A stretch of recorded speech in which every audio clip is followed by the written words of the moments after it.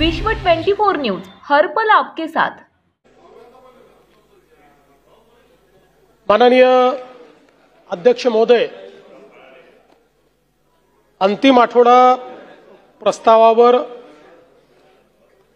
सन्माननीय सदस्य श्री जितेंद्र आव्हाड यांनी सुरुवात केली आणि त्यानंतर सन्माननीय श्री अतुल भातखळकर जी, रोहित पवार जी, प्रकाश सोळंके जी, सुनील प्रभू जी, रवि राणा जी, विजय वडेट्टीवार जी, दिलीप लांडे जी, जयंतराव पाटील जी, कैलास पाटील जी, विश्वजीत कदम जी, प्रवीण दटके जी, चेतन तुपे जी, अभिजित पाटील जी, रमेश बोरनारे जी, बापूसाहेब पठारे जी, अनिल मांगुळकर जी, अनंत बाळा नर जी, शिवाजीराव पाटील जी, सुमित वानखेडे जी, बाबाजी काळे जी, हिरामण खोसकर जी, मुरजी पटेल जी, ज्योतिताई गायकवाड, सुरेशजी धस, महेश सावंत जी, बालाजी कल्याणकर, हेमंत ओगले जी, विलास भुमरे जी, विक्रम पासपुते जी अशा जवळपास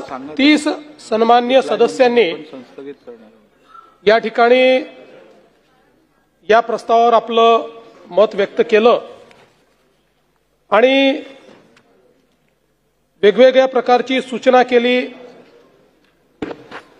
काही टीका पण केली। खरं म्हणजे एक गोष्ट मला आपल्या निदर्शनास आणून द्यायची आहे की आपण बिझनेस ॲडव्हायझरी कमिटीमध्ये ज्यावेळेस बसलो होतो त्यावेळी विरोधी पक्षाच्या वतीनंच काही सिनियर सदस्यांनी असं सांगितलं होतं की अलीकडच्या काळामध्ये प्रस्तावामध्ये इतके डिपार्टमेंट टाकले जातात की त्याला न्याय मिळत नाही आणि म्हणून त्या दिवशी चर्चा झाली होती की 2 किंवा फार तर 4 डिपार्टमेंट त्याच्यामध्ये टाकले पाहिजे।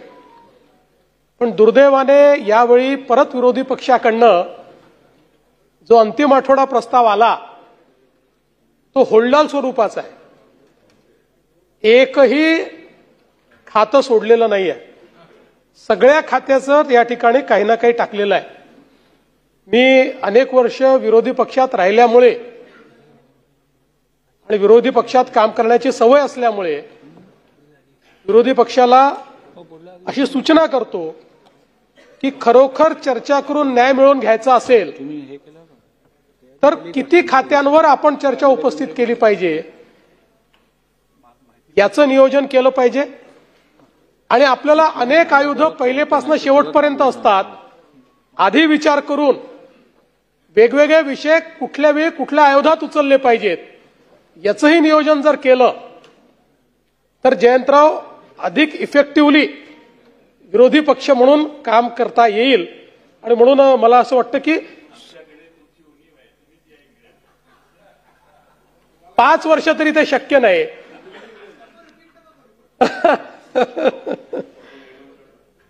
पण अध्यक्ष महोदय, खरं म्हणजे अंतिम आठवडा प्रस्ताव मांडण्याकरता ज्यावेळेस मी उभा आहे त्यावेळी माझ्या आणि आपल्या सगळ्यांच्या मनामध्ये वेदना आहे।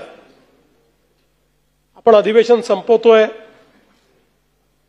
पण ज्या काही घटना या अधिवेशनात घडलेल्या आहेत त्यातनं नेमका काय संदेश घेऊन आपण जाणार आहोत आणि लोकांना काय संदेश आपण देतो आहोत। ही विधानसभा आमदारांच्या मालकीची नाही, ही विधानसभा मंत्र्यांच्या मालकीची नाही, मुख्यमंत्र्याच्या मालकीची नाही, इथल्या कर्मचाऱ्यांच्या मालकीची नाही, ही विधानसभा महाराष्ट्रातल्या 14 कोटी लोकांच्या मालकीची विधानसभा आहे। आणि अशा या विधानसभेमध्ये समाजाला दिशा देण्याचं काम झालं पाहिजे अशा प्रकारची अपेक्षा आहे। पण या ठिकाणी जर विचारातून चर्चेतून संदेश जाण्याच्या ऐवजी लाथाबुक्क्यांचा संदेश जात असेल तर मला असं वाटतं की आपण सगळ्यांनी या संदर्भात चिंतन करण्याची आवश्यकता आहे। मी आपले आभार मानेन की आपण हे प्रकरण गांभीर्याने घेतलं आणि दोन्ही सदस्य ज्यांच्यासोबत ते आले होते किंवा नव्हते पण त्यांना आपण सांगितलं आणि दोघांनी या ठिकाणी खेद व्यक्त केलेला आहे। पण मला असं वाटतं की एक गोष्ट लक्षात ठेवली पाहिजे की शब्दातनं निघणारं जे विष असतं ना ते एखाद्या नागाच्या विषापेक्षा देखील अधिक जहिरीलं असतं. आणि म्हणून या ठिकाणी चर्चेचा स्तर, त्या संदर्भात कटुता निर्माण होणार नाही असा प्रयत्न, ठीक आहे, अनेक वेळा प्रसंग येतात, शेवटी आपण माणसं आहोत, राग अनावर होतो, पण तरी देखील आपल्या चर्चेचा स्थायी भाव हा मात्र डिस्कशन आणि डिस्कोर्स असाच असला पाहिजे, असं या ठिकाणी मला असं वाटतं अत्यंत महत्वाचं आहे. अनेक वेळा म्हणजे जे काही आपल्याला काही पाहायला मिळालं, कोणी मीडियासमोरच अश्लील घोषणा देत आहे, कोणी अजून काही बोलत आहे, कोणी वेगवेगळ्या प्रकारे अध्यक्षांच्या विरुद्धच अध्यक्ष मॅनेज आहेत असं म्हणताय. मला असं वाटतं की या सभागृहाने एक लक्षात घेतलं पाहिजे, या सभागृहामध्ये 288 सदस्य आहेत. नियमाने या ठिकाणी 45 लक्षवेधी झाले पाहिजेत. आपण 45च्या ऐवजी 200 लक्षवेधी करतात. 200 लक्षवेधी केल्या जर तरीही 288 सदस्यांच्या लक्षवेधी लागू शकत नाही. आणि मग अशा परिस्थितीमध्ये जी काही भाषा आपण या ठिकाणी वापरतो ती भाषा काही योग्य नाही आहे. खरं म्हणजे त्रिभाषा सूत्रावर देखील बरीच चर्चा झाली. आता त्यातली तिसरी भाषा कुठल्या वर्गात शिकवायची त्याचा निर्णय समिती करेल. पण मला असं वाटतं की आपल्याला एक त्रिसूत्री तरी या ठिकाणी ठरवावी लागेल निवडून आल्यानंतर, आणि ती म्हणजे संसदीय परंपरांचं पालन, संसदीय भाषेचं पालन आणि सातत्यपूर्ण संवाद. ही त्रिसूत्री जरी आपण पाळली तरी देखील मला असं वाटतं की या ठिकाणी निश्चितपणे आपण त्यातनं एक चांगला संदेश देऊ शकू. आता काल जी मारामारी या ठिकाणी झाली, खरं म्हणजे कोणी कोणाही सोबत कोण येत आहे या संदर्भात काही ना काही त्याच्यावर शिस्त असली पाहिजे. आता आपण जर बघितलं तर या ठिकाणी ऋषी उर्फ सर्जेराव बबन टकले यांच्यावर 6 गुन्हे आहेत आणि नितीन हिंदूराव देशमुख यांच्याविरुद्ध 8 गुन्हे आहेत. मग अशा प्रकारची इतकी गुन्हेगारी ज्यांचं बॅकग्राऊंड आहे अशी मंडळी या ठिकाणी येऊन मारामाऱ्या करतात, हे काही योग्य नाही आहे. त्यामुळे सदस्यांनी देखील थोडं मला असं वाटतं लक्ष दिलं पाहिजे. आणि अध्यक्ष महोदय, आपण जो निर्णय घेतलाय तो योग्य आहे, पण आपण सदा सर्व काळ लोकांकरता सभागृह बंद करू शकत नाही. काही लोकांनी चूक केली म्हणून आपण तो निर्णय करू शकत नाही. म्हणून माझी आपल्याला विनंती आहे, आपण या सभागृहामध्ये खूप चांगले बदल केलेले आहेत. सभागृहाचा चेहरा आपण बदललाय. आता या सभागृहामध्ये पुढचं अधिवेशन हे मार्चमध्येच होणार आहे. या दरम्यान या ठिकाणी योग्य सुरक्षा व्यवस्था उभी करून कुठलाही अभ्यागत येऊ द्या, बिना बिल्ल्याचा तो इथे दिसणार नाही. कारण असंही माझ्या लक्षात आलेलं आहे की अनेक लोक तुम्ही परवानगी दिलेली नाही, कोणी परवानगी दिली नाही तरी या ठिकाणी आतमध्ये आहेत. हे येतात कसे? आणि म्हणून मला असं वाटतं, मला चिंता यायची नाही, 2-4 लोक आले तर आले, फरक पडत नाही. पण याच्यातल्याच एखाद्याने येऊन जर इथे एखादी आतंकवादी घटना केली तर उद्याला याची जबाबदारी कोण घेणार आहे?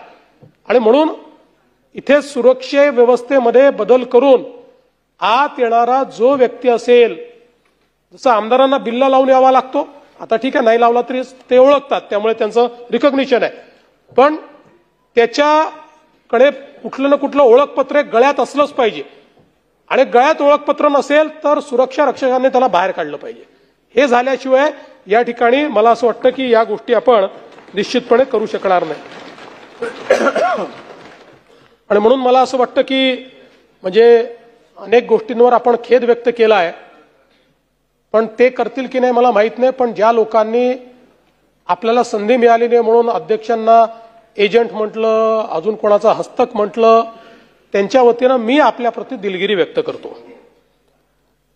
आणि अध्यक्ष महोदय, या ठिकाणी मी जे काही बोललो ते केवळ कुठल्या एका पक्षाला लागू नाही, विरोधी पक्षाला किंवा सत्तारूढ पक्षाला, दोन्हीकडच्या आमदारांना लागू आहे. याचं कारण आपण जसे वैयक्तिक आहोत तसे एक इन्स्टिट्यूशन म्हणून देखील आपली इमेज आहे. एक आमदार जेव्हा चुकीचा वागतो त्यावेळी सगळ्या आमदारांबद्दलचं मत हे समाज तयार करत असतो. तो सत्तारूढ पक्षाचा आहे का विरोधी पक्षाचा आहे कोणी पाहत नाही.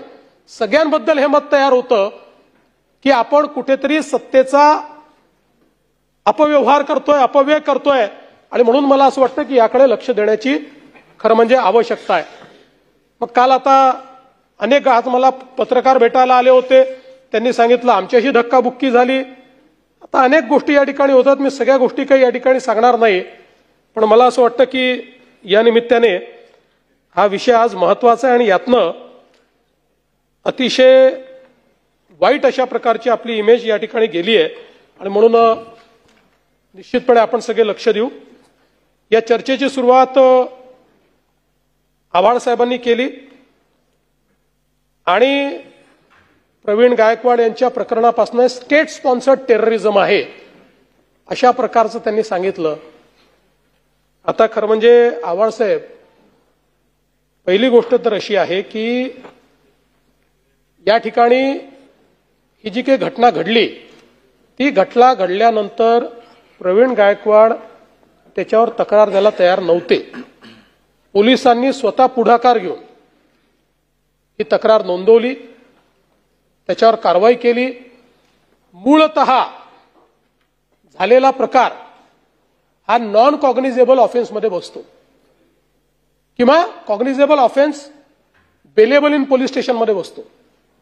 तथापि याचं गांभीर्य लक्षात घेऊन त्याच्यामध्ये कडक सूचना दिल्या, कडक कारवाई केली आणि जे काही आरोपी होते त्या आरोपींना त्या ठिकाणी अटक केली.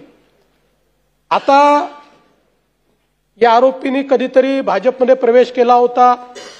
आता मी 100 घटना आणलेल्या आहेत की ज्यामध्ये राष्ट्रवादीचा सदस्य असलेल्या, काँग्रेसचा सदस्य असलेल्या लोकांनी काहीतरी अपराध केलेला आहे, हल्ले केलेले आहेत. याचा अर्थ असा घ्यायचा का की राष्ट्रवादी शरद पवार गटानेच सांगितलं त्यांना अशा प्रकारची कारवाई करायला? असं नाही घेत आहेत. हा त्यांचा वैयक्तिक त्या ठिकाणचा प्रश्न आहे. त्यांनी त्यांना सांगितलं की तुम्ही आता इतके वर्ष ती संभाजी ब्रिगेड चालते, आता हे नवीनच एक चालू झालेलं आहे, आता संभाजी ब्रिगेड चालते. तर यांचं म्हणणं आहे संभाजी ब्रिगेड का म्हणता, छत्रपती संभाजी ब्रिगेड का म्हणत नाही? आता ह्या गोष्टी मला असं वाटतं की कुठेतरी आपल्याला म्हणजे लक्षात घ्याव्या लागतील. हे जे काही चाललंय, आपली मनं जी संकुचित व्हायला लागली आहेत याचाही विचार करावा लागेल. पण मी आपल्याला सांगतो, आम्ही देखील या घटनेचा निषेध केला, आम्हीही या हल्ल्याचा निषेधच केलेला आहे. आणि याच्यामध्ये स्टेट स्पॉन्सर्ड टेररिझम वगैरे असं म्हणून याला कुठला तरी वेगळा रंग द्यायचा किंवा याला काहीतरी राज्य स्तरावर झालेला आहे अशा प्रकारे करण्याचा जो तुमचा प्रयत्न आहे तो चुकीचा आहे. घटना चुकीची आहे, त्याच्यावर योग्य ती कारवाई ही खरं म्हणजे या ठिकाणी लावलेली आहे. म्हणजे मी खरं आपल्या लक्षात आणून देतो की आमचे चंद्रकांत दादा सोलापूरमध्ये होते, त्यांच्यावर शाई फेकण्यात आली होती आणि त्यावेळेसही मागणी केली मकोकाला. चंद्रकांत दादांनी सांगितलं मला याच्यामध्ये तक्रार देखील द्यायची नाही. ठीक आहे, त्यावेळेस मग जी काही कारवाई यांच्यावर आली तेवढीच कारवाई त्यावेळेस झाली. आता चंद्रकांत दादा हे काही लहान माणूस नाहीच आहे ना, त्याच्यामुळे मला असं वाटतं की कुठल्याही परिस्थितीमध्ये अशा प्रकारे याला स्टेट स्पॉन्सर्ड टेररिझम वगैरे म्हणणं हे काही योग्य नाही आहे. आता खरं म्हणजे एक गोष्ट कालपासनं या सभागृहात होते आहे ती म्हणजे हनी ट्रॅप.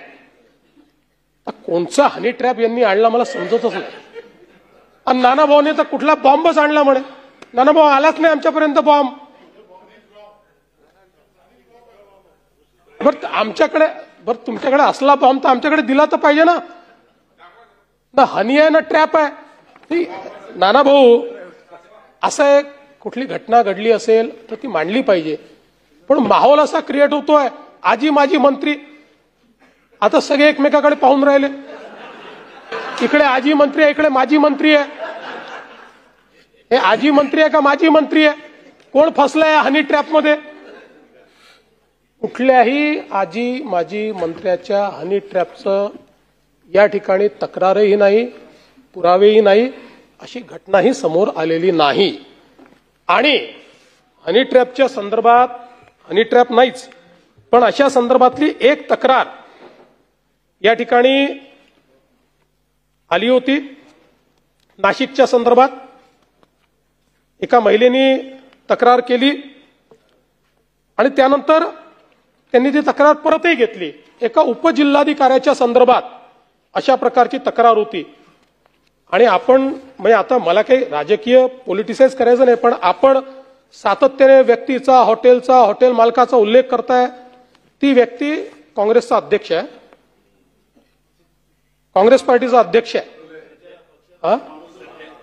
नाही पहिले त्याच्यावर इलेक्शन लढले आहे, इलेक्शनला आहे बा. नाही हे पंजाब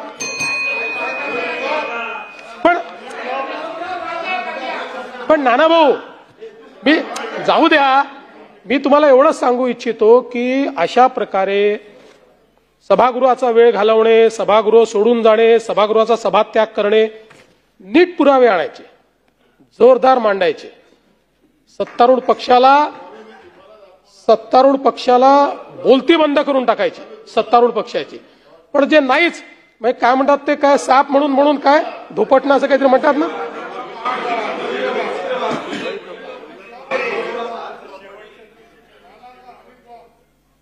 मला असं वाटतं की ठीक आहे.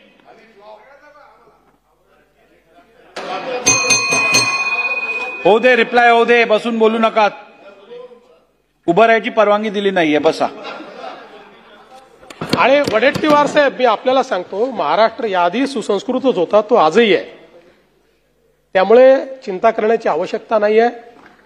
फक्त विष जे पेरतायत ना, त्यांनी थोडं लगाम लावण्याची आवश्यकता आहे. बाकी महाराष्ट्राचा सुसंस्कृतपणा काही इकडे तिकडे जात नाही. आता काल मला हिंदी सक्ती हवीच कशाला असा एक वृत्तपत्रीय लेखाचा संग्रह हा प्राप्त झालेला आहे. फक्त हा जो काही संग्रह मला प्राप्त झालेला आहे तो देणाऱ्यांना माझी विनंती आहे की त्याच्यामध्ये काही अजून कात्रणं लावण्याची आवश्यकता आहे. ज्या कात्रणांमध्ये हा जो काही अहवाल या ठिकाणी शासनाने तयार केलेल्या कमिटीचा, की ज्या अहवालामध्ये समितीने रिकमेंडेशन दिलं होतं की 1ली ते 12वी हिंदी सक्ती करावी, जो माननीय उद्धव ठाकरे साहेबांच्या कॅबिनेट समोर आला. 1ली ते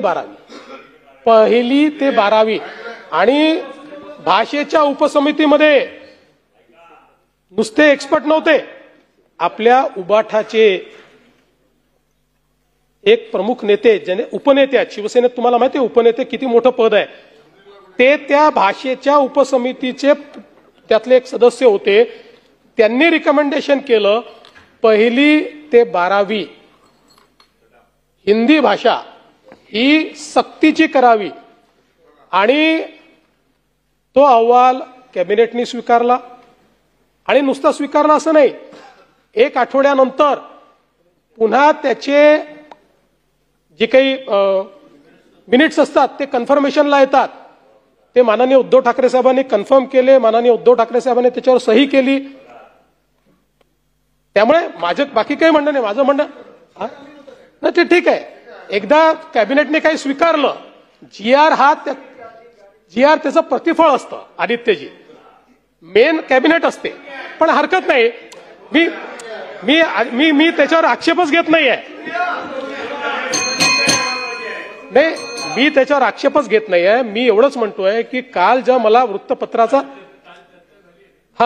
झाली, तर तेच तो जो मी माननीय उद्धवजींनी मला दिल्यामुळे मी अतिशय नीट अशा प्रकारे हा जो काही लेखांचा संग्रह आहे, हे जे पुस्तक आहे ज्यात कात्रणं आहे, वाचलं. माझी एवढीच मागणी आहे की त्याच्यामध्ये ज्यावेळेस हा अहवाल आपल्याला सुपूर्द केला होता त्याची बातमी पण लावावी. तो अहवाल स्वीकारल्याच्या बातम्या ज्या पेपरला आलेल्या आहेत ती पण बातमी त्याच्यामध्ये लावावी. आणि मंत्रिमंडळाचा निर्णय झाल्यानंतर त्या संदर्भात ऑफिशियल पोस्टही आपण केलेली आहे. त्याचंही कात्रण त्यात लावं, एवढीच माझी माफक मागणी आहे. त्यापेक्षा जास्त माझी काही मागणी या संदर्भातली नाही.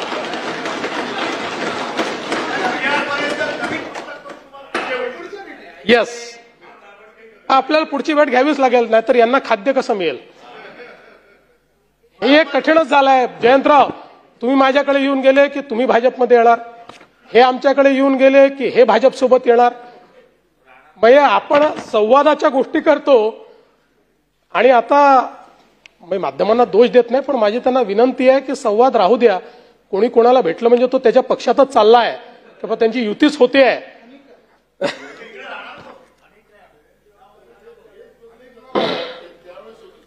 अनेक आमच्या सदस्यांनी या ठिकाणी गुन्हेगारी वाढली आहे, त्याची आकडेवारी वाढली आहे, अशा प्रकारचे अनेक विषय या ठिकाणी मांडले. खरं म्हणजे इतके वर्ष मी गृह विभागाच्या चर्चेला उत्तर देताना नेहमी हे सांगतो की गुन्हेगारीच्या संदर्भात आकडेवारीने त्याचं समर्थन करणं किंवा आकडेवारीने त्याचं विश्लेषण करणं हे खूप संवेदनशील वाटत नाही. तथापि समोरून आकडेवारी मांडली गेली तर आपल्याला आकडेवारी मांडावीच लागते. आणि म्हणून मी आपल्याला एवढं सांगू इच्छितो की आता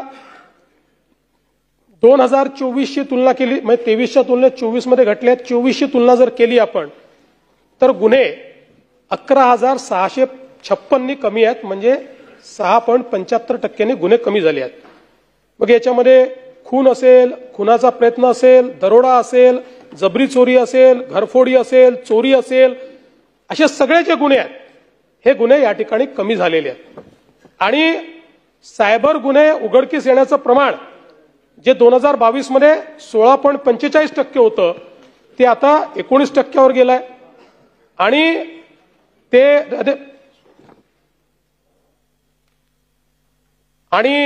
यासोबत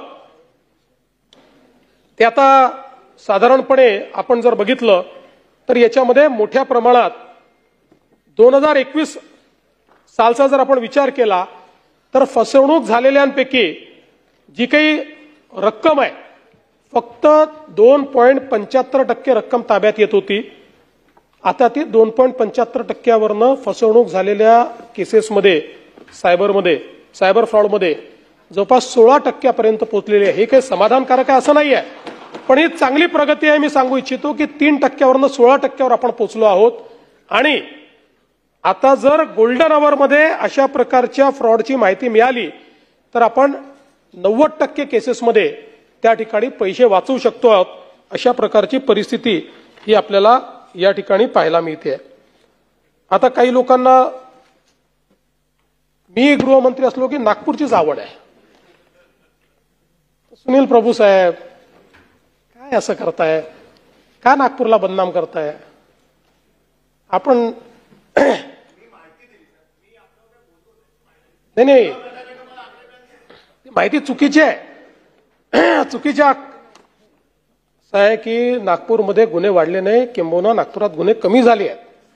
मी आपल्याला सांगू इच्छितो की आपण जर विचार केला तर राज्यामधले गुन्हे कमी होण्याचं प्रमाण हे 6.5% आहे, पण नागपूरमध्ये गुन्हे कमी होण्याचं प्रमाण हे 11% आहे. आणि आपण जर मागच्या वर्षीची तुलना केली तर 581 गुन्हे हे नागपूरमध्ये कमी झाले आहेत, ज्यामध्ये खुनाचा प्रयत्न 25% कमी आहे, दरोडा 6 घट आहे, जबरी चोरी 60 घट आहे, चोरीचे गुन्हे 248 घट आहे, वाहन चोरी 100 घट आहे. आता सगळं आपल्याला या ठिकाणी वाचून दाखवत नाही. आणि जवळपास प्रतिबंधात्मक कारवाईमध्ये नागपूरमध्ये 12% वाढ झालेली आहे. आणि म्हणून मी आपल्याला एवढंच निदर्शनास आणून देतो की मी गृहमंत्री झाल्यानंतर नागपूरमध्ये गुन्हे वाढले आहे जयंतराव, असं इथे जे भासवण्याचा प्रयत्न होतो ते चुकीचं आहे. आज नागपूरमध्ये खूप मोठ्या प्रमाणात इन्व्हेस्टमेंट येते आहे आणि अशा प्रकारे नागपूरला बदनाम करून नागपुरातली इन्व्हेस्टमेंट थांबावी अशा प्रकारचं तुमच्या मनात नसेल असं मी समजतो.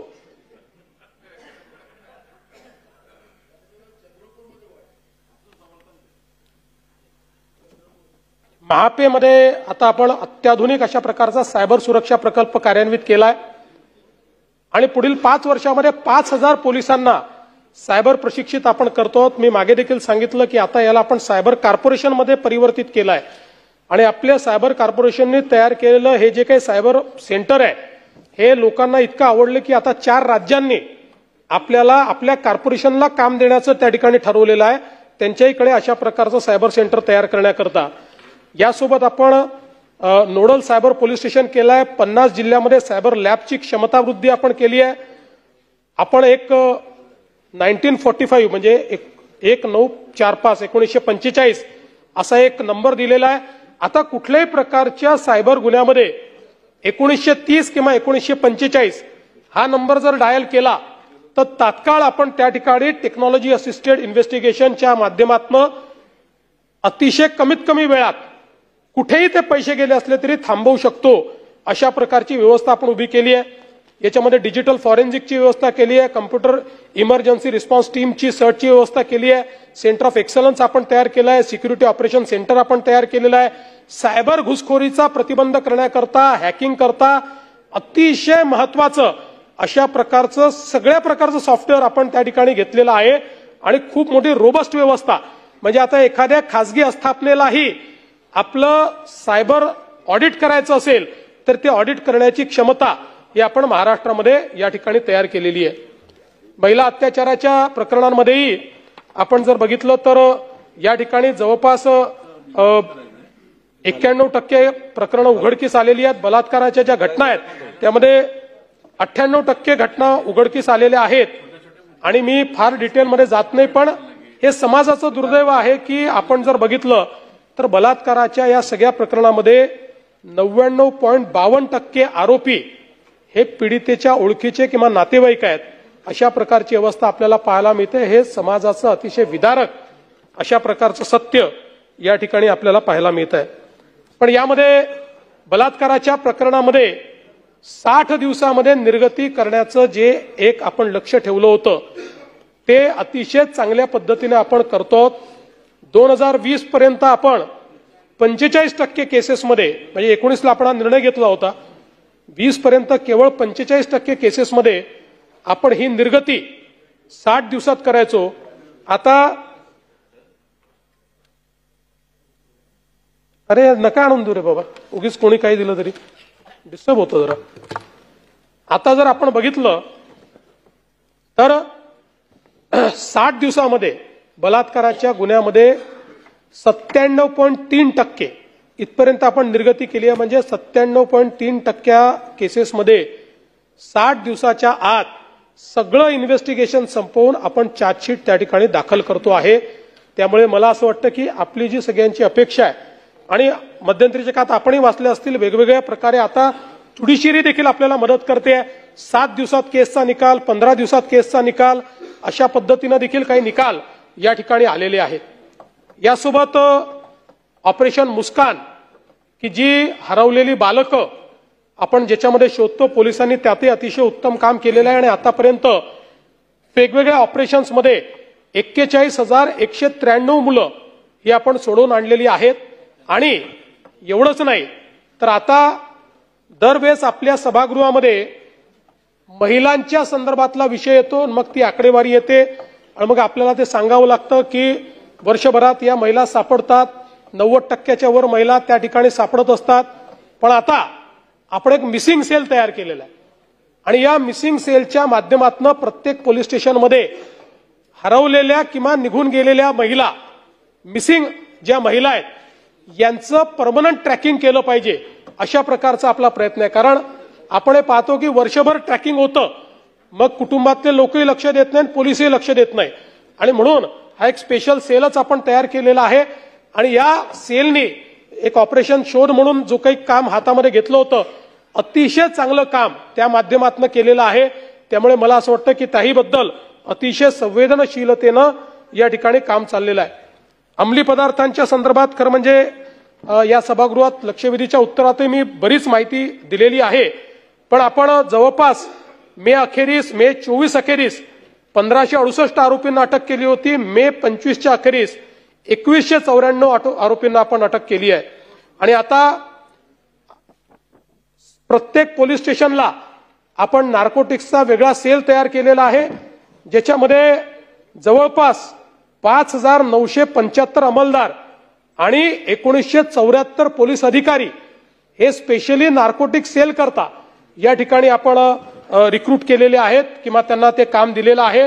आणि आपल्या समोर पुढच्या काळामध्ये नार्कोटिक्स हा एक खूप मोठं आव्हान तयार झालेलं आहे. याकरता इफेक्टिव्हली कारवाई करण्याकरता प्रत्येक पोलीस स्टेशनच्या स्तरावर आपण ही कारवाई केली आहे. आणि मला नाही तेही मला सांगायचं आहे की यापूर्वी नार्कोटिक्समध्ये आपल्यासमोर हा प्रश्न होता की 30 ती मंडळी वारंवार गुन्हा करायची हॅबिच्युअल, पण त्यांच्यावर आपल्याला लावण्याकरता कुठलंही अशा प्रकारचं प्रतिबंधात्मक कायदा नव्हता. याच अधिवेशनामध्ये दोन्ही सभागृहांनी अशा केसेसमध्ये MCOCA म्हणजे मकोका लावायची परवानगी दिलेली आहे. तो कायद्यात आपण बदल केलेला आहे. त्यामुळे आता यानंतर अशा प्रकारच्या केसेसमध्ये आपल्याला मकोका हा निश्चितपणे त्या ठिकाणी लावता येईल. आणि मला हे देखील सांगायचं आहे की आपण एक निर्णय घेतला होता की जे पोलीस अशा प्रकरणामध्ये आढळतील त्यांना सस्पेंड नाही तर त्यांना बडतर्फ करायचं. 13 पोलिसांना आपण आतापर्यंत बडतर्फ केलेलं आहे. आणि कुठल्याही स्तरातला असो, तो अधिकारी असो की अंमलदार असो, जो ड्रग्सच्या केसमध्ये डायरेक्टली इनडायरेक्टली आहे असा पुरावा असेल त्याला या ठिकाणी सस्पेंड नाही केलं जाणार, त्याला बडतर्फच केलं जाईल. हा निर्णय देखील आपण या ठिकाणी केलेला आहे. मला असं वाटतं की मकोकाचा तर विषय मी आपल्याला सांगितला. नवीन टास्क फोर्स जी आपण तयार केलेली आहे त्याही संदर्भात मी आपल्याला सांगितलेलं आहे. आणि म्हणून मला असं वाटतं की मोठ्या प्रमाणात ही कारवाई आपण करतो. काल बोलताना आव्हाड साहेब आपण जनसुरक्षा कायद्याच्या संदर्भात बोललात. पहिल्यांदा तर मी आपल्याला सांगतो की डावे आणि कडवे डावे यातलं अंतर आपण समजून घ्या. आपल्याला थोडक्यात हे अंतर सांगायचं असेल तर इस्लाम आणि आयसिस यांच्यात जे अंतर आहे तेच डावे आणि कडव्या डाव्यात. इस्लाम हा वेगळा आहे, तो एक धर्म आहे. आणि आयसिस हा एक विचार आहे. त्यामुळे जगामध्ये आता एक टर्मिनॉलॉजी तयार झाली आहे इस्लामिस्ट एक्स्ट्रीमिझम. ती आयसिस करता वापरली जाते. त्याचा अर्थ प्रत्येक मुस्लिम धर्माचं पालन करण्याकरता ती नाहीये. तसंच कडवे डावे म्हणजे लेफ्टिस्ट एक्स्ट्रीमिस्ट. त्यामुळे डावे आणि कडवे डावे याच्यात हे अंतर करण्यात आलेलं आहे. डाव्यांना कुठेही विरोध नाही आहे याच्यामध्ये. उलट मी त्या दिवशी सांगितलं की अशा प्रकारची पहिली प्रतिबंधात्मक कारवाई UAPAच्या अंतर्गत डाव्या पक्षाचे आयकॉन असलेले बंगालचे मुख्यमंत्री बुद्धदेव भट्टाचार्य यांनी communist party of India Maoist या पार्टीला त्या ठिकाणी कायद्याच्या अंतर्गत प्रतिबंधित केलं. त्यामुळे मी पुन्हा एकदा सांगतो, हा कायदा डाव्यांच्या विरोधात नाही. हा कायदा कोणाही व्यक्तीला तुम्ही आंदोलन करू नका, सरकारच्या विरोधात बोलू नका, सरकारच्या विरोधात लिहू नका याकरता हा कायदा नाही. हा कायदा केवळ माओइस्ट विचारसरणी जी आहे, कडवी डावी विचारसरणी आहे, या विचारसरणीला प्रोपोगेट करून भारताच्या संविधानाच्या विरोधात अराजक तयार करण्याचा जे प्रयत्न करतायत अशा संघटनांना बॅन करणे आणि मग बॅन संघटनेचं जो काम करतोय त्याच्यावर कारवाई करण्याकरता या कायद्यामध्ये इंडिव्हिज्युअल व्यक्तीला अरेस्ट करताच येत नाही. कुठल्याही व्यक्तीला थेट अशा प्रकारे आणि कुठल्याही संघटनेवर बॅन टाकायचा असेल तर पहिल्यांदा उच्च न्यायालयाचे न्यायमूर्ती आणि जिल्हा न्यायालयाचे न्यायमूर्ती यांच्या समोर जाऊन आपले पुरावे दाखवून त्यांनी ते पुरावे योग्य सांगितलं तरच तुम्हाला त्या ठिकाणी बॅन करता येतं. आणि त्या बॅनवरही हायकोर्टात जाण्याकरता 30 दिवस देण्यात आले आहेत. मला असं वाटतं की एवढा लिबरल कायदा दुसरा कुठलाही नाही. आपला मकोकाचा कायदा देखील याच्यापेक्षा भयानक आहे. म्हणून मी पुन्हा एकदा आपल्याला सांगतो, आपणही डोक्यातनं काढावं आणि जे लोक याच्या विरोधात आज प्रचार करतात त्यांनी डोक्यातनं काढावं. पूर्णपणे लोकशाहीची तत्व आणि भारतरत्न डॉक्टर बाबासाहेब आंबेडकरांचं संविधान पाळून तयार करण्यात आलेला हा कायदा आहे. या कायद्याच्या माध्यमातून कोणावरही चुकीची कारवाई ही करण्यात येणार नाही. आज खरं म्हणजे काल ज्ञानराधा च्या संदर्भात देखील प्रकाशदादांनी विषय मांडला, अनेकांनी विषय मांडले. आणि म्हणून आता ठेवीदाराचं संरक्षण करण्याचा जो आपला कायदा आहे, या कायद्यामध्ये आता मॅक्सिमम शिक्षा ही 6 वर्षाची आहे. आता 7 वर्षाच्या आतली शिक्षा असली तर तुम्हाला प्रथमदर्शनी अरेस्टच करता येत नाही, तुम्हाला त्यांना नोटीसच द्यावी लागते. त्यामुळे आपण हा निर्णय केलेला आहे की ठेवीदाराचं संरक्षण करण्याचा जो कायदा आहे याच्यामधल्या शिक्षेमध्ये आणि दंडामध्ये दोन्हीमध्ये आपण वाढ करणार आहोत.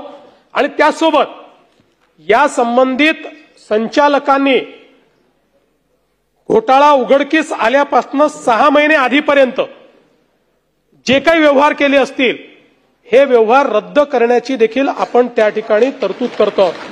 कारण आपलं लक्षात आलं की अनेक वेळा हे लोक काय करतात की जेव्हा असं उघडकीस येईल असं वाटत असेल त्यावेळी आपली सगळी जमवलेली संपत्ती ही नातेवाईकाच्या नावाने, दुसऱ्याच्या नावाने, तिसऱ्याच्या नावाने त्या ठिकाणी करतात, व्यवहार करतात. आणि म्हणून त्यांना पकडतो त्यावेळेस त्यांच्या नावावर संपत्तीच मिळत नाही आणि आपल्याला ती या कायद्यात जप्त करता येत नाही. आणि म्हणून याही संदर्भात आपण आता हा प्रयत्न करतो. सीसीटीव्हीच्या संदर्भातही एकात्मिक यंत्रणा तयार करण्याचा आपला प्रयत्न आहे. त्या संदर्भात मोठ्या प्रमाणात आपण ते देखील कारवाई आता या ठिकाणी करतो. हुक्का पार्लरच्या संदर्भात आपण मागच्या काळामध्ये कायदा केला, त्या कायद्याच्या अनुसार आपण अनेक वेळा त्या ठिकाणी छापे देखील मारतो. पण असं लक्षात येत आहे की वारंवार काही ठिकाणी अशा प्रकारचे गुन्हे घडतात आणि मग आपण 7 दिवसाकरता लायसन्स त्याचा रद्द कर, 1 महिन्याकरता लायसन्स रद्द कर. आता कायदेशीर तरतूद करून 3ऱ्या गुन्ह्यामध्ये त्याचा लायसन्स परमनंट रद्द करण्याचा निर्णय आपण या ठिकाणी घेतो. मला हे देखील सांगितलं पाहिजे की पोलिसांच्या सक्षमीकरणाकरता मोठ्या प्रमाणात पोलीस भरती आपण सुरू केली आणि एक रेकॉर्ड आपण केला आहे की अगदी लगतच्या 22 ते 25 या 3 वर्षाच्या कालावधीमध्ये महाराष्ट्रामध्ये 38,802 पोलिसांची भरती आपण केलेली आहे. 38,802 आणि 13,560 नवीन भरतीचा प्रस्ताव आपण आणलेला आहे. हा रेकॉर्ड आहे. राज्याच्या इतिहासामध्ये एवढी पोलीस भरती यापूर्वी कधीही झालेली नाही. म्हणजे हे जर आपण पूर्ण केलं तर 49,362 पोलिसांची भरती पूर्ण होईल. आणि आपण जे नवीन आकृतीबंध वगैरे तयार केलेले आहेत त्यानुसार पोलिसांची संख्या एकदम आपल्याला रीच करता येणार नाही, पण यांनी जवळपास त्याच्या जवळ आपण पोहोचण्याचा प्रयत्न हा या निमित्ताने करणार आहोत, हे देखील मला सांगितलं पाहिजे. भोंग्याच्या संदर्भात मी या सभागृहात सांगितलेलं आहे की न्यायालयाच्या निर्णयाप्रमाणे भोंग्याच्या संदर्भातली कारवाई आपण केलेली आहे. आता भरारी पथक देखील आपण तयार करतो आहोत आणि यानंतरही जर कुठे अशा प्रकारे अवैध भोंगे आढळले तर ज्या पोलीस अधिकाऱ्याच्या अखत्यारीत तो भाग येत असेल त्याच्यावर कारवाई ही करण्याचा निर्णय आपण या ठिकाणी केला आहे. एमपीडीए मध्ये देखील आता आपण एक सुधारणा केलेली आहे. आता जुगार, बेकायदेशीर लॉटरी, व्हिडिओ पायरसी, अत्यावश्यक वस्तूंचा काळा बाजार, मानवी अपव्यापार अशा इसमांवरही इतर कायद्यांसोबत आता एमपीडीए देखील आपल्याला लावता येणार आहे. अशा प्रकारची व्यवस्था याच्यामध्ये करण्यात आलेली आहे. विचार करू. नवीन 3 कायद्यांची गतिमान अंमलबजावणी करणं, पीडितेला लवकर न्याय मिळेल अशा प्रकारे पीडितेच्या भाषेमध्ये FIR, E-FIR, email, electronic record याला आता मान्यता मिळालेली आहे. इलेक्ट्रॉनिक समन्स आता आपल्याला पाठवता येतं. द्वेष प्रसरवणे, मॉब लिंचिंग असे गुन्हे आता परिभाषित झालेले आहेत. सगळ्या गुन्ह्यांमध्ये 90 दिवसाच्या आत आता तपास करायचा ही टाइमलाईन ठरवण्यात आलेली आहे. अर्थात महिलांविरुद्धच्या गुन्ह्यात 60 दिवसाचीच टाइमलाईन ठरवण्यात आली आहे. आणि आता फॉरेन्सिक एव्हिडन्सला सगळ्यात जास्त महत्व प्राप्त झालेलं आहे. आणि 7 वर्षापेक्षा जास्ती शिक्षेचे जे सगळे गुन्हे आहेत या गुन्ह्याचा तपास हा फॉरेन्सिक व्हॅननीच करायचा आहे. ती व्यवस्था आपण केली आहे. क्राईम सीनवर आता फॉरेन्सिक टीम त्या ठिकाणी जाईल. क्राईम सीनचा पूर्ण व्हिडिओग्राफी केली जाईल, एव्हिडन्स कलेक्ट करत असताना त्याची व्हिडिओग्राफी केली जाईल. कारण आपल्याला माहिती आहे की अनेक वेळा मग पंच सांगतात आम्ही नव्हतोच, आमच्या सह्या नंतर घेतल्या, हे इथे जप्तच झालेलं नाहीये. आणि सगळा जो काही एव्हिडन्स आहे हा ब्लॉकचेन पद्धतीनं स्टोअर करण्याच्या संदर्भातलं देखील आपण आता त्या ठिकाणी काम चालू केलेलं आहे, जेणेकरून चाकूच बदलला, रक्तच बदललं, अशा प्रकारची कुठलीही त्या ठिकाणी आता व्यवस्था होणार नाही, अशा प्रकारचा आपण प्रयत्न केलाय. आणि या नवीन कायद्याने सगळ्यात चांगलं जर काही केलं असेल तर या नवीन कायद्यामध्ये क्रिमिनल जस्टिस सिस्टीममध्ये प्रॉसिक्युशन किंवा डिफेन्स 2 पेक्षा जास्त तारखा मागू शकणार नाही, अशा प्रकारचा नियम या नवीन कायद्याने केलेला आहे. त्यामुळे या ज्या काही आपल्या गुन्ह्यांमध्ये तारीख पे तारीख जे चालायचं ते देखील आता या ठिकाणी बंद होणार आहे.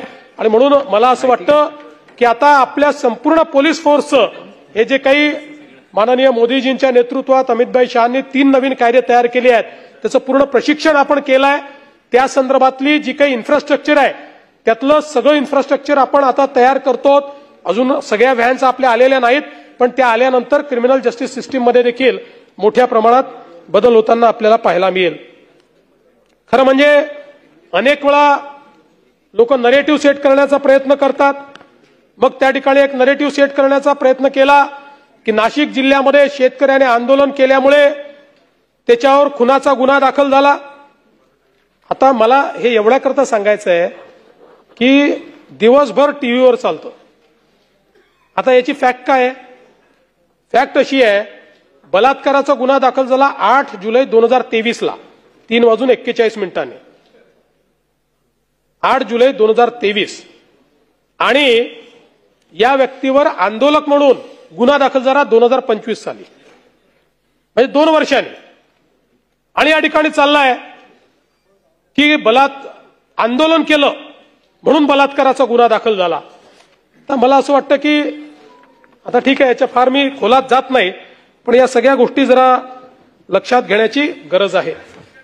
एक बीडमधलं महादेव मुंडे हत्या प्रकरण देखील या ठिकाणी आलं. याच्यामध्ये खरं म्हणजे आपण जर बघितलं तर मोठ्या प्रमाणात तपास चाललेला आहे. आतापर्यंत तंत्रज्ञानाचा वापर करून मिळालेल्या माहितीचं विश्लेषण करून 196 इसमांकडे विचारपूस केली आहे. मय्यत याचा पैशाच्या देवाणघेवाणीवरून कुठे वाद झाला होता का याबाबत 83 साक्षीदारांकडे तपास केलेला आहे. जे काही मोबाईल क्रमांक आलेले आहेत, मेल किंवा त्यांच्या याच्यावर सेव्ह आहेत, 286 लोकांकडे तपासणी केलेली आहे. 37 साक्षीदारांचे जबाब नोंदवलेले आहेत. आणि त्यासोबत जो काही व्हिसेरा अहवाल आहे या संदर्भातही मोठ्या प्रमाणात पुन्हा त्याची तपासणी करणं चाललेलं आहे. खरं म्हणजे परळीच्या एका जंगलाजवळ खुल्या मैदानावर हल्ला झाला, तिथे प्रत्यक्ष साक्षीदार हा सापडला नाही, पण 1.5 महिन्याने एका महिलेने ही घटना पाहिल्याचं कळलं आणि म्हणून तिची संपूर्ण चौकशी केली. तिने 2 व्यक्ती आपापसात भांडत होते असं मी बघितलंय असं त्या ठिकाणी सांगितलं. आणि म्हणून आता संपूर्ण डंप डाटा देखील आपण चेक करतो आहोत. जवळपास 150 नंबरचा डंप डाटा हा त्या ठिकाणी चेक करण्याचं काम चाललेलं आहे. त्यामुळे मी एवढंच आश्वस्त करू इच्छितो, कारण त्यांच्या पत्नी निश्चितपणे पत्नीला सर्वाधिक त्या ठिकाणी दुःख असेल, त्यांचा आक्रोश आपण समजू शकतो, पण याच्यामध्ये कुठेही कोणालाही पाठीशी घातलं जाणार नाही. तर या संदर्भात जी काही कारवाई करण्याची गरज आहे ती कारवाई केली जाते आणि पुढे देखील ती केली जाईल. एक आव्हाड साहेबांनी ठाणे शहरात जमील शेख याची काही निगरूण हत्या झाली, त्याच्या तपासामध्ये पोलिसांनी हलगर्जीपणा केलाय असं सांगितलं. हे जमील शेख महाराष्ट्र नवनिर्माण सेनेचे पदाधिकारी आणि आरटीआय कार्यकर्ते होते. आणि हे जे काही फिर्यादी आहेत फैजल शेख यांनी जी काही फिर्याद दिली त्या फिर्यादीमध्ये त्यांनी सांगितलं की स्थानिक नगरसेवक नजीब मुल्ला यांचे कट्टर राजकीय विरोधक होते व जमील शेख हे नजीब मुल्ला यांच्या अनधिकृत कामाची माहिती आरटीआय मार्फत प्राप्त करत होते. त्यामुळेच नजीब मुल्ला यांनी जमील शेख यांचा खून करण्याचे कारस्थान रचले असा मला संशय आहे, असं फिर्यादीमध्ये त्यांनी त्या ठिकाणी सांगितलेलं आहे.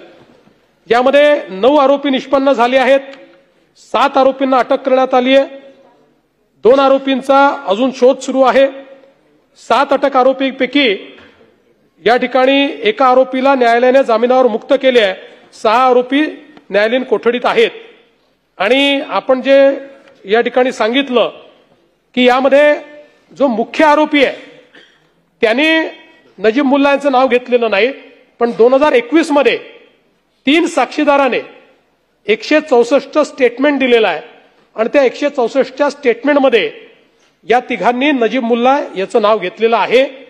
आणि त्यानुसार आता तरी पोलिसांनी जी काही चौकशी केलेली आहे त्या चौकशीत यांनी दिलेलं विवरण आणि प्रत्यक्ष घटना याच्यामध्ये जी पुराव्याची साखळी मिळायला पाहिजे ती पुराव्याची साखळी नाही, त्यात विसंगती दिसते आहे. तथापि जे मय्यत आहेत त्यांच्या दोन्ही मुलींनी अतिशय आक्रोशाने हा मुद्दा या ठिकाणी मांडलेला आहे.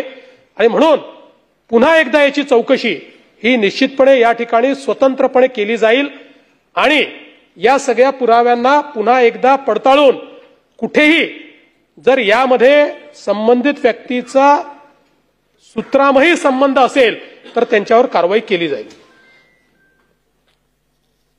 एक विठाबाई पडळकर यांच्या संदर्भातला विषय या ठिकाणी मांडण्यात आला. खरं म्हणजे याच्यामध्ये जर आपण बघितलं तर कायदेशीर अशा प्रकारे रजिस्ट्री झालेली आहे. आजकाल आपल्याला माहिती आहे रजिस्ट्रीला उपस्थित राहावं लागतं, रजिस्ट्रीला उपस्थित राहून फोटो लावावे लागतात. या सगळ्या गोष्टी या ठिकाणी झालेल्या आहेत. तथापि या सभागृहामध्ये हा विषय आलेला असल्यामुळे निश्चितपणे याची ही चौकशी जी आहे ती योग्य प्रकारे केली जाईल. आपण ठाणे इथल्या रतनशी प्रेमशी चॅरिटेबल ट्रस्टचा एक विषय मांडला.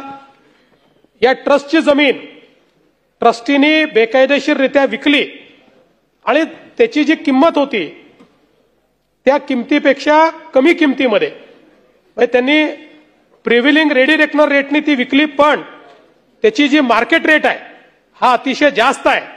आणि म्हणून हे जे काही ट्रस्टी आहेत त्यांच्या मुलानेच तक्रार केली आणि तोच मुलगा माननीय उच्च न्यायालयात गेला. उच्च न्यायालयाने त्याच्यावर हे सांगितलं की हा व्यवहार बरोबर नाहीये. परत ट्रस्ट सर्वोच्च न्यायालयात गेलं. आता सर्वोच्च न्यायालयाने या संदर्भात जैसे थे परिस्थिती दिलेली आहे. याच्यामध्ये गुन्हा नोंदवलेला आहे. आता जैसे थे परिस्थिती असल्यामुळे त्याच्यामध्ये प्रोसीड करता येत नाही. सर्वोच्च न्यायालयाच्या निर्णयाच्या आधारावर या संदर्भात जी काही पुढची कारवाई आहे ती कारवाई निश्चितपणे केली जाईल. परभणी येथील सोमनाथ सूर्यवंशी यांच्या दुर्दैवी मृत्यूच्या प्रकरणामध्ये या ठिकाणी काही मुद्दे मांडण्यात आले. मी पुन्हा सभागृहाला सांगू इच्छितो की याच्यामध्ये ओपिनियन्स वेगवेगळे आले. पहिल्यांदा जे काही कारण दिलंय शॉक फॉलोइंग मल्टिपल इंजुरीज असं कारण दिलेलं आहे. आणि हिस्टोपॅथॉलॉजीचा जो रिपोर्ट आहे त्यामध्ये मयताच्या हृदयास ट्रिपल वेसल डिसीजचा गंभीर आजार असल्यामुळे मृत्यू झाल्याचं त्यात दिलेलं आहे. आणि म्हणून ह्या 2 वेगवेगळे ओपिनियन आल्यामुळे मृत्यूचं निश्चित कारण काय आहे याकरता हे दोन्ही रिपोर्ट हे जे शासकीय महाविद्यालय व रुग्णालय मुंबई येथे पाठवण्यात आले आणि त्यांचा अभिप्राय घेण्यात आला. त्या अभिप्रायामध्ये त्यांनी आता दिलेला अभिप्राय असा आहे की मृत्यू हा coronary artery disease with acute coronary syndrome यामुळे झालेला आहे. त्यामुळे हा काही निष्कर्ष सरकारने काढलेला नाही, हा निष्कर्ष हा जेजेनी दिलेला आहे. तथापि अजूनही सरकार याच्यात अंतिम निष्कर्षाला आलेलं नाही. या संदर्भात एक आपण कमिशन नेमलेलं आहे. त्या कमिशनचा रिपोर्ट आल्यानंतरच या संदर्भातला अंतिम निर्णय घेण्यात येईल.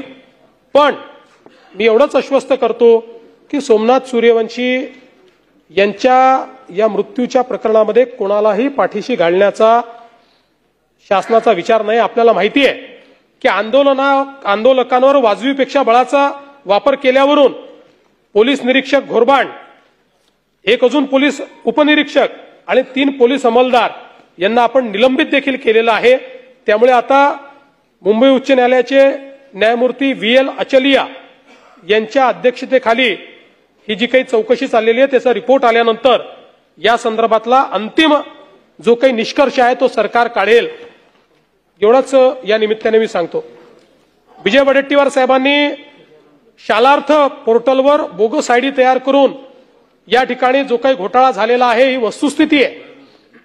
आणि म्हणून या संदर्भात मी आणि शिक्षण मंत्र्यांनी चर्चा केली आणि आमचं हे मत झालेलं आहे की जसा हा एक घोटाळा उघडकीस आला असा राज्यामध्ये इतरही जिल्ह्यांमध्ये घोटाळा असण्याची शक्यता नाकारता येत नाही. आणि म्हणून या संदर्भात आम्ही SIT तयार करण्याचा निर्णय घेतलेला आहे आणि टेक्नॉलॉजीचा वापर करून इतरही ठिकाणी अशा प्रकारचा शालार्थ आयडी घोटाळा झाला आहे का की ज्या माध्यमातून लॉग इन आणि पासवर्ड वापरून गैरमार्गाने ज्यांची नियुक्तीच झालेली नाही त्यांना दाखवून त्यांचे पगार काढण्याचा हा जो प्रयत्न आहे हा अतिशय चुकीचा आहे. आणि म्हणून याची पूर्ण चौकशी इतरही ठिकाणची ही निश्चितपणे केली जाईल.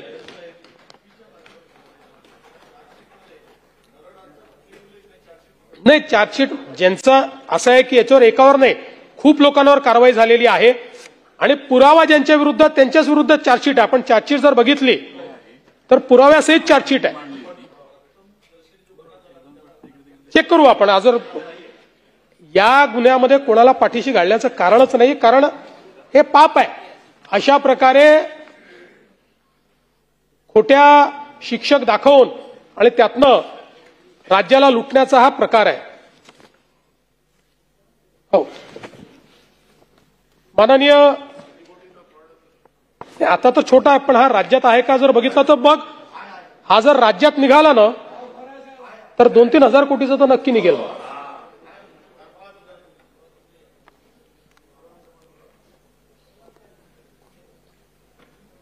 माननीय जयंत पाटील साहेबांनी आमच्या लेबर विभागाच्या संदर्भात काही मुद्दे या ठिकाणी उपस्थित केले आणि जळगावचा उज्ज्वल प्रकाश हा त्यांनी या ठिकाणी मांडला. जयंतराव, प्रकाशाचं दुसरं नाव काय माहिती आहे? उज्ज्वल प्रकाश. प्रकाशाचं दुसरं नाव काय माहिती? उज्ज्वल म्हणजे प्रकाश. प्रकाशाचं दुसरं नाव काय माहिती आहे? ते आहे संदीप. ते आहे संदीप.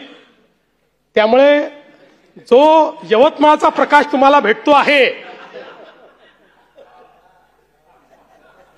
उससे आप बाज आ रही हो कि नहीं आ रही हो मुझे पता नहीं है,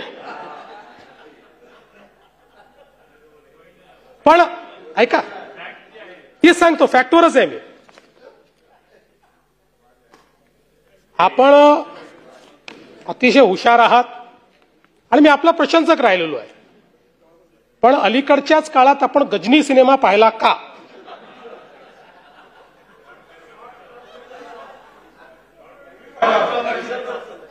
असा प्रश्न माझ्यासमोर उपस्थित झाला आहे. याचं कारण आपण ज्यांच्यावर आक्षेप घेतला त्यांच्या संदर्भात ही नसतीच मी घेऊन आलोय. नाही, जे काय ठीक आहे, आपण तेच ते लोक करतायत. आपल्याला मी आपल्याला सांगू इच्छितो की या ठिकाणी काही काळाकरता आपण मंत्री होतात, त्या काळामध्ये एक प्रस्ताव आला.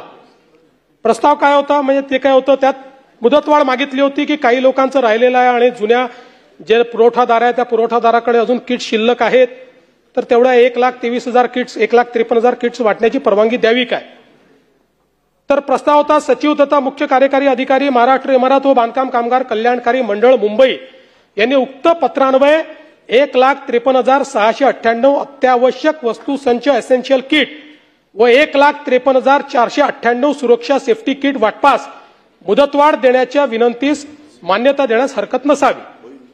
आणि मग पुढे त्यांनी असंही म्हटलं की सद्यस्थितीत मंडळाकडे 20,67,000 बांधकाम कामगारांपैकी 13,84,730 एवढ्या बांधकाम कामगाराची नोंदणी जीवित आहे, सक्रिय आहे. आणि नोंदणी केलेल्या जीवित 13,84,770 पैकी 9,27,730 बांधकाम कामगारांना अत्यावश्यक संच व सेफ्टी किट हे वाटप केल्यानंतर उर्वरित 4,57,000 बांधकाम कामगारांना हे संच वाटप करण्याबाबत पुढची काय कारवाई करायची अशा प्रकारचा 2 प्रस्ताव आपल्या पुढे आले. आपण बघितलं असेल, मी गजनी का म्हटलं, आपण म्हणाले मी तर त्यांच्यावर टाकलं, असं नाहीये. आपण आपल्या अक्षरात लिहिलंय स्वतः. प्रस्ताव मान्य.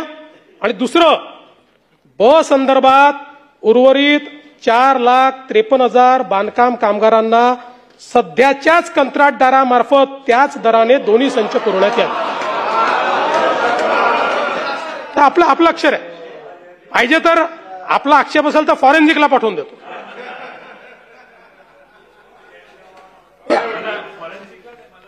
तुम्हाला पाठवतो. नाही, मी आपल्या हितवर शंका घेत नाही. म्हणजे असं आपण बेनोव्हेलंट लोक आहोत, आपल्याला असं वाटू शकतं की 4,53,000 कामगार राहिले आहेत आणि मग पुढची प्रक्रिया करायला वर्ष जाईल, त्यामुळे देऊन टाका बाबा. पण मी आपल्याला एवढं सांगू इच्छितो की आपण जे आक्षेप माननीय आमच्या फुंडकर साहेबांवर घेतले, बिचारे नवीन मंत्री आहेत, मग त्यांच्यावर झाले की नाही खात्यावर, म्हणजे तर हे ठीक आहे.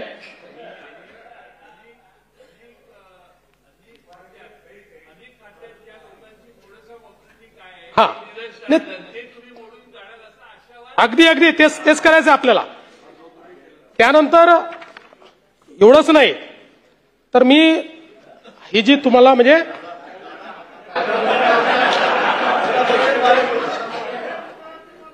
नाही, आणि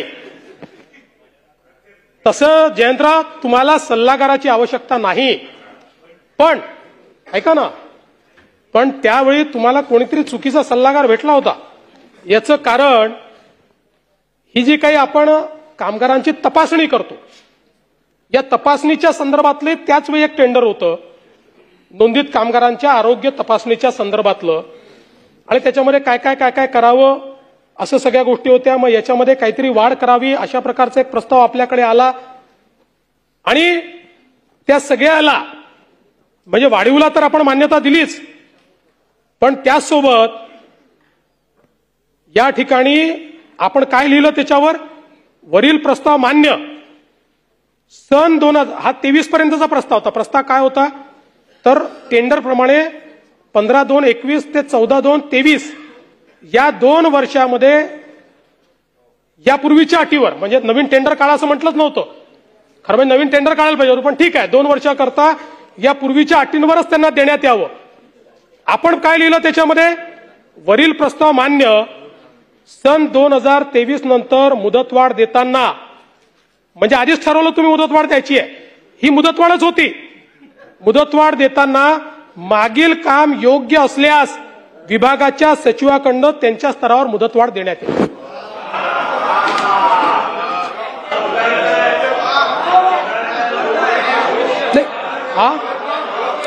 नाही जयंतराव, योग्य असल्यासही कसं देता येईल मला सांगा.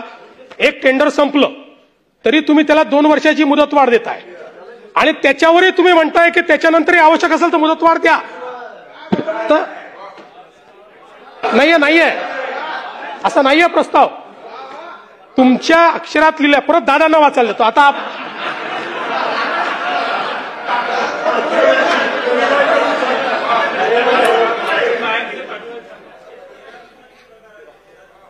परत मला व्हेरीफाय झालं. मला तुमच्या हेतूवर शंका घ्यायची नाही. मी तुम्हाला सांगू इच्छितो की हे जे काही तुम्ही सांगताय, खात्यामध्ये उत्तम काम आपले मंत्री करतायत, चांगलं चाललंय. आणि आता आपण एक अजून मुद्दा उपस्थित केला की अशा अटी आणि शर्ती का टाकल्या टेंडरच्या. मी आपल्याला निदर्शनास आणून देतो की आता टेंडरच्या ज्या अटी शर्ती आहे 100% सीबीसी गाईडलाईन प्रमाणे. त्याच्यात डायल्युशन जर केलं तुम्ही म्हणताय ते, तर सीबीसीच्या गाईडलाईनचा त्या ठिकाणी भंग होईल, आणि म्हणून सीबीसीच्या गाईडलाईन प्रमाणे अटी व शर्ती टाकून याचं टेंडर होत आहे. आता ते टेंडर कोणाला मिळणार, काय मिळणार याच्यामध्ये मला जायचं नाही. जो पात्र असेल त्यांनी ते टेंडर भरावं आणि ते टेंडर घ्यावं. इथे कुठेही रिगिंग याचं करण्यात येणार नाही. आणि मी त्या दिवशी तुमच्या प्रश्नाच्या उत्तरात सांगितलं की भांडे वाटप वगैरे या ज्या आपल्या अतिशय लोकप्रिय स्कीम्स आहेत याच्यामध्ये काही पारदर्शिता आणण्याची आवश्यकता आहे. आणि म्हणून या सगळ्या स्कीम्समध्ये पारदर्शिता आणायची, काही प्रमाणात अजून नवीन स्कीम्स घ्यायच्या का, कुठे डीबीटी करायचं काय, या संदर्भात सुप्रीम कोर्टाने गाईडलाईन्स दिलेले आहेत. आपल्याला माहिती आहे की हे पैसे दुसरीकडे खर्च नाही करतायत. लाडक्या बहिणींना द्यायचे ठरवले म्हणजे त्यांच्याकडे 5-7 हजार कोटी रुपये आहेत. इकडे आपल्याला कर्ज घ्यावं लागतं पण ते आपण लाडक्या बहिणींना देऊ शकत नाही, ते यांनाच आपल्याला द्यायचं आहे. त्यामुळे अजून काही नवीन योजना पारदर्शीपणे आणण्याची जर परवानगी मिळाली तर निश्चितपणे आम्ही त्या योजनाही या ठिकाणी आणण्याचा प्रयत्न हा निश्चितपणे करू, हे मी सांगू इच्छितो. या ठिकाणी ऊर्जा विभागाच्या संदर्भातही काही सदस्यांनी विषय उपस्थित केले. खरं म्हणजे आपण जी काही 7.5 अश्वशक्ती वीज वापर करत असलेल्या 45 लक्ष कृषी पंप धारकांना मोफत वीज देण्याचा निर्णय घेतलाय. तो निर्णय आपण सुरूच ठेवलेला आहे. आणि मला आपल्या निदर्शनास आणून द्यायचं आहे की हा जो काही आपल्याला आपण ही जी मोफत वीज देतोय याच्या पोटी मागच्या वर्षी वितरित अनुदान आहे 18,892 कोटी रुपये. म्हणजे शेतकऱ्यांना 18,892 कोटी रुपये हे आपण या ठिकाणी यातनं दिलेले आहेत. आपण शेतकऱ्यांना दिवसा वीज पुरवठा करण्याच्या संदर्भात कृषी वाहिन्यांचे सौर ऊर्जीकरण करणारी MSKYV मुख्यमंत्री सौर कृषी वाहिनी योजना 2 ही सुरू केली. ही योजना जगातली सगळ्यात मोठी डिस्ट्रीब्युटेड सोलर एनर्जीची योजना आहे. कृषी क्षेत्राची ऊर्जेची मागणी 16,000 मेगावॅट आहे. आपण आता 27 जिल्ह्यांमध्ये 2,779 विद्युत उपकेंद्रासाठी 15,404 मेगावॅट क्षमतेचे सौर प्रकल्प हाती घेतलेले आहेत. आणि सर्व प्रकल्पांच्या निविदा झालेल्या आहेत. सर्व कामं प्रकल्प हे जे आता हातात घेतलेले आहेत हे ऑक्टोबर 2026 पर्यंत आपण पूर्ण करू.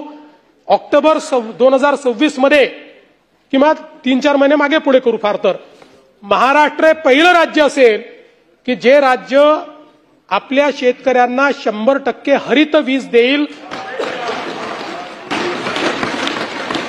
आतापर्यंत 1,710 मेगावॅटचे प्रकल्प कार्यान्वित झाले आहेत. 4 लाखाहून अधिक शेतकरी त्यात लाभान्वित झालेले आहेत. याचा फायदा असा आहे, शेतकऱ्याला दिवसा वीज मिळेल. वीज खरेदीमध्ये आपल्या कंपनीची 10,000 कोटी रुपयाची बचत होईल. म्हणजे आज ही 20,000 कोटीची जी सबसिडी दादा द्यावी लागते आहे त्यामध्ये 10,000 कोटी रुपये या एकाच योजनेने आम्ही तुमचे वाचवणार आहोत. आणि शासनाची आणि जी काही क्रॉस सबसिडी आहे त्या क्रॉस सबसिडीमध्ये 5,500 कोटीची या ठिकाणी बचत होईल. आणि सगळ्यात महत्वाचं, कार्बन उत्सर्जनामध्ये 25% कपात थेट आपण या माध्यमातून करू. यासोबत राज्याचे शाश्वत विकास आणि उद्योगांना चालना देण्यासाठी एनर्जी ट्रान्झिशन ब्ल्यूप्रिंट आपण तयार केली आहे. 2030 सालापर्यंत महाराष्ट्रामध्ये एकूण जी वीज आपण वापरतो यापैकी 50% वीज हरित सोर्सेसमधनं या ठिकाणी येईल. आणि हे केलेलं काम याचा स्केल काय हे आपल्या लक्षात आणून देण्याकरता हे सांगतो की गेल्या 2-3 वर्षामध्ये आपण हे काय स्केलअप केलंय. आपल्या राज्याच्या निर्मितीपासनं 2022 पर्यंत किंवा अगदी 47 पासून तर 75 वर्ष समजून घ्या, आपल्या राज्यातली आपली निर्मित आणि कॉन्ट्रॅक्च्युअल कॅपॅसिटी होती 37,000 मेगावॅट. 37,000 मेगावॅट.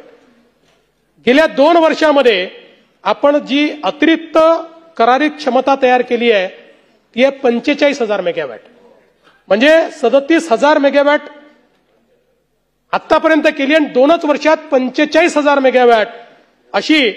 आणि एकूण जे काही कार्यारंभ आदेश आपण जारी केलेले आहेत यामुळे वर्ष 2030 साली आपल्याकडे 82,000 मेगावॅट वीज उपलब्ध असेल. आणि त्यातली 45,000 मेगावॅट ही या ठिकाणी जवळपास आपण हरित ऊर्जा या ठिकाणी आपण तयार करणार आहोत. सगळ्यात महत्वाचं काय आहे तर याचे दर आज आपल्याला माहिती आहे की आपली जी लँडेड कॉस्ट आपल्याला पडते 8 रुपयाची पडते आणि आपली खरेदी कॉस्टही 5, 5.5, 6 रुपयापर्यंत पडते. आता याचा सगळ्यात मोठा फायदा रिन्युएबलचा असा आहे 25 वर्ष त्याची किंमत एकच असणार आहे. आणि मग सौर कृषी ऊर्जीकरणाकरता जे 16,000 मेगावॅट आहे त्याचा दर असणार आहे 3 रुपये 7 पैसे. युटिलिटी स्तराचे जे मोठे सौर प्रकल्प आहेत ज्यातनं 11,450 मेगावॅट वीज मिळणार आहे त्याचा दर असणार आहे फक्त 2 रुपये 70 पैसे पुढचे 25 वर्ष. आणि सौर आणि पवन असा हायब्रिड जी वीज आपण विकत घेतोय ज्यातनं 4,300 मेगावॅट वीज आपल्याला मिळणार आहे त्याची क्षमता त्याची किंमत असणार आहे 3 रुपये 60 पैसे प्रति किलोवॅट. आणि काय नाही तो नाही लागणार.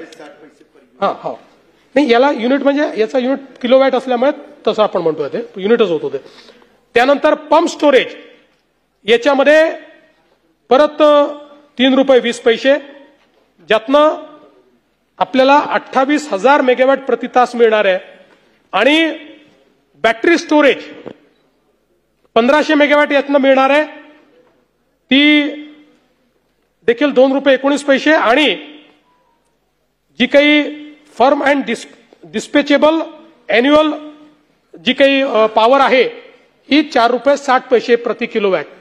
म्हणजे मला हे सांगायचं आहे की पुढच्या 25 वर्षामध्ये आता आपल्याला स्थिर दराने म्हणजे आपली कोळशाची ऊर्जा सोडून बाकी ऊर्जा ही स्थिर दराने मिळणार असल्यामुळे आपण पुढच्या 5 वर्षाकरता महाराष्ट्रामध्ये विजेचे दर हे कमी करू शकलेलो आहोत.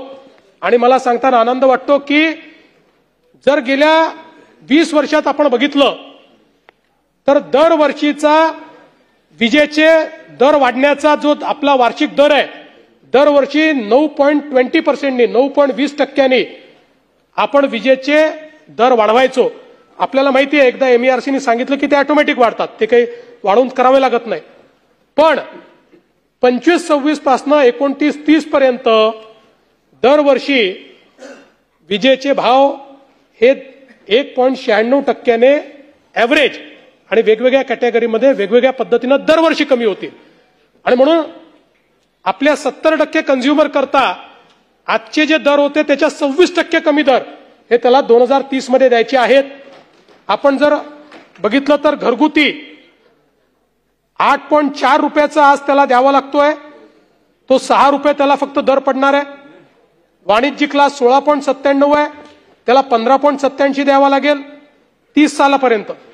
आणि जे काही औद्योगिक आहे त्यांना 10 रुपये 88 पैशाच्या ऐवजी 9 रुपये 97 पैसे द्यावा लागणार आहे. आणि जर आपल्या नेहमीच्या पद्धतीने 9% जी वाढ आहे ती गृहीत धरली असती तर औद्योगिकला 10 रुपये 88 पैशाच्या ऐवजी 15 रुपये 77 पैसे द्यावे लागले असते. वाणिज्यिकला 16 रुपये 97 पैशाच्या ऐवजी 23 रुपये 91 पैसे द्यावे लागले असते. आणि घरगुतीला 8.14 रुपयाच्या ऐवजी 8 रुपये 14 पैशाच्या ऐवजी 11 रुपये 32 पैसे द्यावे लागले असते. पण आता या स्थिर आकारामुळे हा एक महत्वाचा विषय या ठिकाणी होतोय. यासोबत मला हे सांगायचं आहे की PM कुसुम या योजनेच्या अंतर्गत देशभरामध्ये जे सौर पंप लागले देशभरामध्ये त्याच्या 60% पंप एकट्या महाराष्ट्राने लावलेले आहेत. आणि आपण जर बघितलं आकडा का महत्वाचा आहे तर आपण साधारण सौर पंप लावण्याची सुरुवात ही 2015 साली केली होती आणि त्यावेळेस इतक्या योजनाही नव्हत्या. पण 15 ते 23 अशा या 8 वर्षामध्ये आपण 1,89,000 पंप लावले. आणि जानेवारी 24 ते जून 25 एवढ्या 1 वर्ष 2 महिन्याच्या कालावधीमध्ये 3 महिन्याच्या कालावधीमध्ये आपण 3,86,000 पंप या ठिकाणी लावले. आता मोठ्या प्रमाणात हे जे काही पंप लागलेले आहेत यामुळे 23 लाख एकर जमीन ही ओलिताखाली आलेली आहे. आणि आता पुन्हा या पंपांना आपण गती दिली आहे. याच्यामध्ये थोडा एक लॅग तयार झाला होता, कारण आपण एडीबी सोबत एक करार केलेला आहे. एडीबीने आपल्याला अट टाकली होती की 1 लाख पंप संपल्यावरच दुसरे 1 लाखाचं टेंडर काढावं, पण आता त्यातनी आपण सूट घेतलेली आहे. त्यामुळे आता हा लॅग दूर होईल आणि डिसेंबर पर्यंत सगळे पंप जे आहेत हे आपण या ठिकाणी लावू शकू, अशा प्रकारची आपल्याला अपेक्षा आहे. यामध्ये पंप लावल्यानंतर एकतर पंपाचा पुरवठा कोणी करायचा, आपण एम्पॅनल लिस्ट दिलेली आहे, त्यामुळे सरकार ठरवणार नाहीये. एम्पॅनल लिस्ट प्रमाणे जो कोणी शेतकरी आहे त्यांनीच ठरवायचं कुठला पंप, कोणाचा पंप घ्यायचा आहे. तो पंप घेतल्यानंतर 5 वर्षापर्यंत त्याची देखभाल दुरुस्ती ती कंपनी करेल आणि 5 वर्षापर्यंत त्या पंपाचा इन्शुरन्स असेल. तो तुटला, फुटला, चोरी गेला तरी त्याचे सगळे पैसे हे इन्शुरन्स कंपनीच्या माध्यमातून त्या ठिकाणी भरण्यात येतील. अशा प्रकारची ही योजना या ठिकाणी केली आहे. यासोबत प्रधानमंत्री सूर्यघर योजना, या योजनेत महाराष्ट्र दुसऱ्या क्रमांकावर आहे. आतापर्यंत आपण 2,24,000 घरगुती ग्राहकांना 858 मेगावॅट पेक्षा जास्त क्षमतेचे रूफटॉप सोलर या ठिकाणी लावलेले आहेत आणि 1,500 कोटीहून जास्त सबसिडीचा लाभ देखील त्यांना दिलाय. आता यातल्या कोणालाही 1 रुपयाही बिल विजेचं भरावं लागत नाही. प्रधानमंत्री आवास योजनेच्या अंतर्गत 30 लाख घरं आपल्याला केंद्र सरकारने दिली आहेत.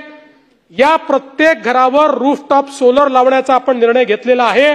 त्यामुळे या 30 लाख कुटुंबांना पुढे विजेचं बिल येणार नाही, त्यांना मोफत वीज मिळेल. आणि एवढंच नाही तर नुकतंच मंत्रिमंडळाने 0 ते 100 युनिट वीज वापरणाऱ्यांना मोफत वीज मिळावी म्हणून जे 70% आपले ग्राहक आहे, एक राज्याची योजना तयार केली आहे. स्मार्ट या नावाने महाराष्ट्र ऑफसाईक रूफटॉप सोलर या योजनेच्या अंतर्गत आपण राज्याची सबसिडी देऊन त्यांना रूफटॉप सोलर देतोय. यातल्या पहिल्या टप्प्यामध्ये 5 लाख ग्राहकांसाठी 635 कोटी रुपयाची राज्य योजना मंत्रिमंडळाने मंजूर केलेली आहे. आपला प्रयत्न आहे की घरगुती विजेचा वापर करणाऱ्या जास्तीत जास्त लोकांना सोलर देऊन त्यांना विजेच्या बिलापासून मुक्ती द्यायची, त्या दृष्टीनं हे काम आपलं चाललेलं आहे. ट्रान्सफॉर्मर आणि वितरण रोहित्र या संदर्भातही काही लोकांनी मुद्दा मांडला. आपल्याला कल्पना आहे की नादुरुस्त रोहित्र दुरुस्त करण्यासाठी आपण मोठ्या प्रमाणात जवळपास 2,417 एजन्सी नियुक्त केलेल्या आहेत आणि 25-26 या कालावधीमध्ये आपण 8,737 जे काही नादुरुस्त रोहित्र होते ते सुधारवणे आणि 8,726 वितरण रोहित्र बदलण्याची कारवाई देखील केलेली आहे. यासोबत जवळपास 10,400 थ्री फेज वितरण रोहित्रांचा साठा आता आपल्याकडे उपलब्ध आहे. त्यामुळे कुठेही डिस्ट्रीब्युशन ट्रान्सफॉर्मर आता नाही, ते फेल झालं म्हणून 8-8, 10-10 दिवस लोकांना थांबावं लागणार नाही, अशा प्रकारचा प्रयत्न आपण केलाय. या ठिकाणी ऑइलच्या संदर्भात वगैरे आता सांगून आपला मी वेळ घेत नाही. निरंतर योजनेच्या संदर्भात यापूर्वी मी बोललेलो आहे ते सांगत नाही. RDSS मध्ये मोठ्या प्रमाणात जे काम चाललेलं आहे ते सांगून आपलं मी आता वेळ या ठिकाणी घेत नाही. पण ऊर्जा क्षेत्रामध्ये अतिशय क्रांतिकारी अशा प्रकारचं काम करण्याचा प्रयत्न आपण करतो. अर्थात पुढचे 3-4 वर्ष इन्फ्रास्ट्रक्चरमध्ये खूप काम आपल्याला करावं लागणार आहे. कारण ज्या पद्धतीनं आपली विजेची मागणी वाढलेली आहे तेवढ्याच वेगानं डिस्ट्रीब्युशन नेटवर्क आणि ट्रान्समिशन इन्फ्रास्ट्रक्चर हे आपण तयार करू शकलेलो नाही. त्यामुळे वीज उपलब्ध आहे, पण हे सगळं इन्फ्रास्ट्रक्चर याचा ॲडिक्वसी प्लॅन झाला, त्याचा टायअप झाला, पैशाची उपलब्धता झाली, त्याचे टेंडर झाले आहेत. आता ह्याचं एक्झिक्युशन करण्याकरता पुढच्या 3 वर्षामध्ये फेजमध्ये हे या ठिकाणी होईल आणि या महाराष्ट्राला अतिशय दर्जेदार अशा प्रकारची वीज या ठिकाणी स्वस्तात देण्याचं काम हे या राज्य सरकारच्या माध्यमातून निश्चितपणे करण्यात येईल. आज खरं म्हणजे लोकशाहीर अण्णाभाऊ साठे यांचा स्मृती दिन आहे. मी त्यांना अभिवादन करतो आणि त्यांच्या विचारावर चालणारं हे सरकार आहे हे निश्चितपणे या ठिकाणी अधोरेखित करतो. आणि म्हणूनच आपण जर बघितलं असेल तर आयुष्यभर दलित, वंचित आणि कष्टकरी समाजाचा विचार हा अण्णाभाऊ साठेंनी आपल्या कवितांच्या माध्यमातून, आपल्या लेखनाच्या माध्यमातून मांडला. आणि तोच विचार आणि त्याच घटकांकरता काम करण्याचा प्रयत्न आम्ही करतो. आणि म्हणून निश्चितपणे मी समाजातल्या सर्व प्रकारच्या वंचितांना आश्वस्त करतो की हे सरकार सातत्याने वंचितांचा विचार करून त्यांच्याकरता काम करेल. आज मुंबईकरता अनेक प्रकल्प आपण करतो आहोत. अटल सेतू पूर्ण झालाय, एक कोस्टल रोड पूर्ण झालाय, आता बांद्रा वर्सोवा कोस्टल रोडचं काम चाललंय. वर्सोवापासून दहिसर आणि दहिसरपासून भाईंदर याचे वर्क ऑर्डर आपण दिलेले आहेत, त्याचेही काम आपण चालू करतो. त्यामुळे वेस्टर्न साईडला सीमलेस कनेक्टिव्हिटी आपण करतो. आणि यासोबत भाईंदर म्हणजे उत्तनपासून तर विरारपर्यंत एक अजून सागरी सेतू तयार करण्याकरता आपला प्रकल्प तयार झालेला आहे. जायकाकडे आपण तो लवकरच देतो आहोत. इन प्रिन्सिपल त्यांच्याशी चर्चा देखील झालेली आहे. त्यामुळे जवळपास विरारपासनं तर आमच्या अध्यक्षांच्या कुलाब्यापर्यंत संपूर्ण एक सेतू, एक इंटिग्रेशन हे या ठिकाणी उभं होणार आहे. आपल्याला कल्पना आहे की सांताक्रूज चेंबूर लिंक ईस्टर्न आणि वेस्टर्न फ्रीवेसाठी सिग्नल फ्री असा कॉरिडॉर 6.45 किलोमीटरचा आपण तयार करतो. ऑरेंज गेट टनेल प्रकल्प म्हणजे आपण ईस्टर्न फ्रीवेवरनं उतरलं की थेट एका टनेलमध्ये शिरू आणि चौपाटीवर बाहेर निघू, अशा प्रकारचा प्रकल्प, याचं काम सुरू झालेलं आहे. बांद्रा वर्सोवा सी लिंक 90 मिनिटाचा प्रवास 10 मिनिटावर येणार आहे. Thane Borivali twin tunnel 23 kilometre via Ghodbunder, यामुळे 12 किलोमीटरचा प्रवास आणि वेळ वाचणार आहे, याचं काम आपण सुरू केलेलं आहे. विरार अलिबाग कॉरिडॉर या संदर्भात लँड ॲक्विजिशनचं काम आपण सुरू केलेलं आहे. ठाणे क्रिक ब्रिज, मुंबई आणि नवी मुंबई कनेक्टिव्हिटी ऍडिशनल ब्रिजमुळे वाढणार आहे. ऐरोली ते कटई नाका प्रकल्प हा देखील आपण हातामध्ये घेतलेला आहे. मुंबईमध्ये 330 किलोमीटरचं मेट्रो नेटवर्क तयार होत आहे. मेट्रो 3चे 2 टप्पे खुले झाले आहेत. लवकरच मेट्रो 3 पूर्णपणे कार्यान्वित आम्ही करणार आहोत. ऑक्टोबरपर्यंतही कार्यान्वित करण्याचा आमचा प्रयत्न आहे.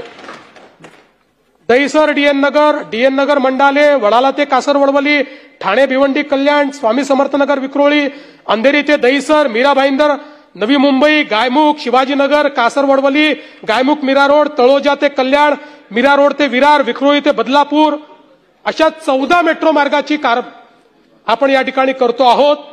आणि याकरता एकात्मिक तिकीट प्रणाली आपण तयार केलेली आहे, ती यशस्वी झालेली आहे, त्याचं ट्रायल चाललेले आहे. या एकात्मिक प्रणालीमुळे एक तिकीट आपण जर घेतलं तर या तिकिटावर आपल्याला मेट्रो, सबअर्बन रेल्वे, मोनो, बस आणि वॉटर ट्रान्सपोर्ट अशा सगळ्या ट्रान्सपोर्टेशनमध्ये प्रवास करता येणार आहे. आणि हे तिकीट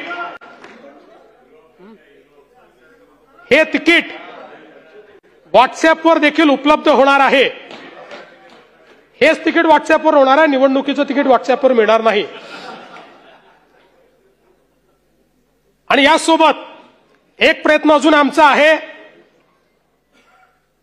माननीय अध्यक्ष महोदय, मध्यंतरीच्या काळामध्ये सबअर्बन रेल्वेची एक मोठी दुर्घटना झाली आणि सातत्याने सबअर्बन रेल्वेला दरवाजे नसल्यामुळे ऍक्सिडेंट आपण झालेले पाहतो. अतिशय वाईट परिस्थितीत लोक प्रवास करतात. आज 2 क्लासेस आपण तयार केलेले आहेत. एकीकडे मेट्रो आहे जी पूर्णपणे एसी आहे, ज्याचे दरवाजे बंद होत आहेत, ज्याच्यामध्ये प्रवासाची ईज आहे, तीही मुंबईकरांना आहे. आणि दुसरीकडे सबर्बन रेल्वे आहे की ज्याच्यामध्ये अतिशय दाटीवाटीत लोक प्रवास करतात आणि ज्याला दरवाजे नसल्यामुळे ऍक्सिडेंट होतात. आणि म्हणून माननीय मोदीजींकडे आणि माननीय रेल्वे मंत्र्यांकडे आम्ही अशी मागणी केली होती की मेट्रो सारखे कोचेस हे सबर्बन रेल्वेला दिले पाहिजे, म्हणजे जे पूर्णपणे एसी असतील आणि दरवाजे ज्याचे बंद होतील. आणि ही पण मागणी केली आहे की हे जरी कोचेस लावले तरी तिकिटामध्ये 1 रुपयाची वाढ न करता हे कोचेस लागले पाहिजे. आणि मला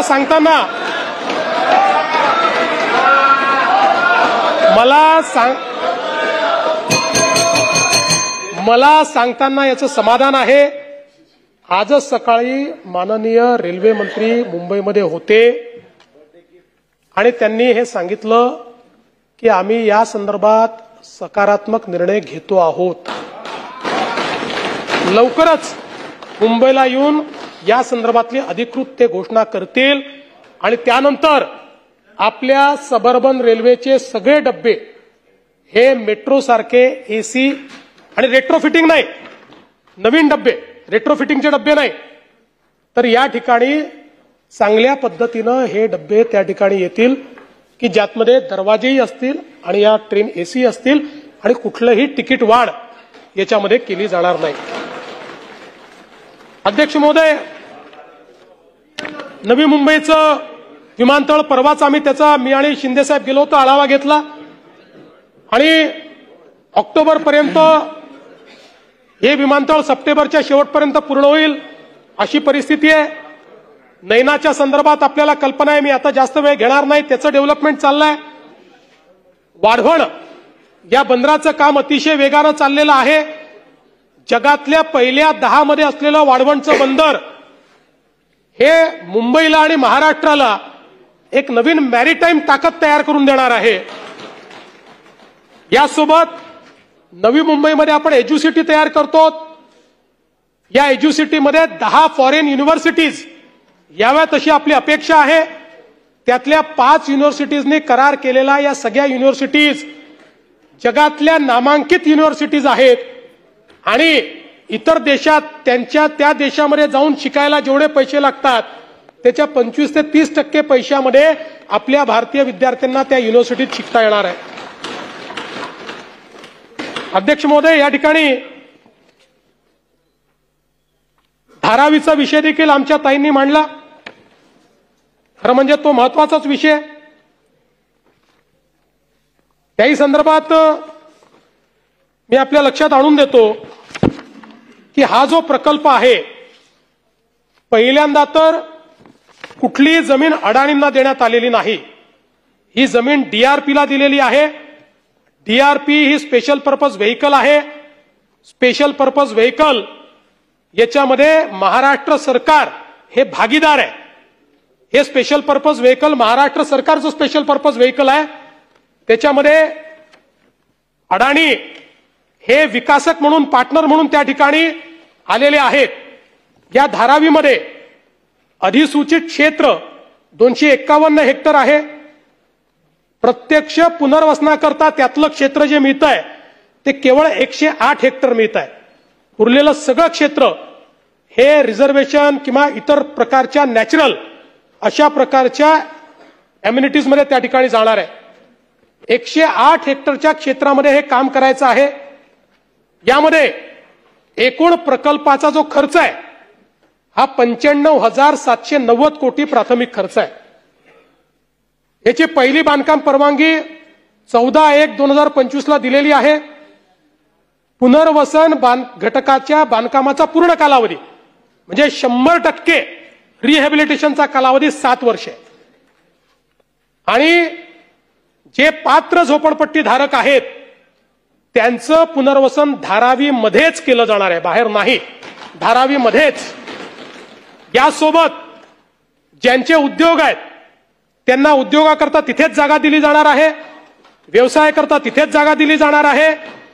धारावी ही केवळ एक राहण्याची जागा नाही आहे, ते एक इकॉनॉमिक हब देखील आहे. म्हणजे मी नेहमी सांगतो की 2014 पासून जरा मी मोठ्या दुकानातनं जोडे घ्यायला लागलो. 2014 पूर्वी माझे जोडे मी धारावीतनं घ्यायचो, बॅगही धारावीतनं घ्यायचो. याचं कारण तुम्हाला पाहिजे त्या ब्रँडची बॅग आणि जोडे हे 10% किमतीत तुम्हाला धारावीत त्या काळात तरी मिळायचे. त्यामुळे अतिशय चांगले कारीगर, पोट्री असेल, चामड्याचा व्यवसाय असेल, हे सगळे या सगळ्यांना धारावीमध्येच उत्तम व्यवस्था तयार करून ऑर्गनाइज्ड सेक्टरमध्ये यांना आपण आणणार आहोत. आणि ऑर्गनाइज्ड सेक्टरमध्ये आल्यामुळे आतापर्यंत ते काही टॅक्स भरतात नाही भरत याचा रेकॉर्ड नाहीये, पण ऑर्गनाइज्ड सेक्टरमध्ये आल्यानंतर टॅक्स भरावे लागतील म्हणून स्पेशल केस म्हणून 5 वर्षापर्यंत त्यांना आपण टॅक्स हॉलिडे देखील देण्याचा निर्णय केलेला आहे. आणि या माध्यमातून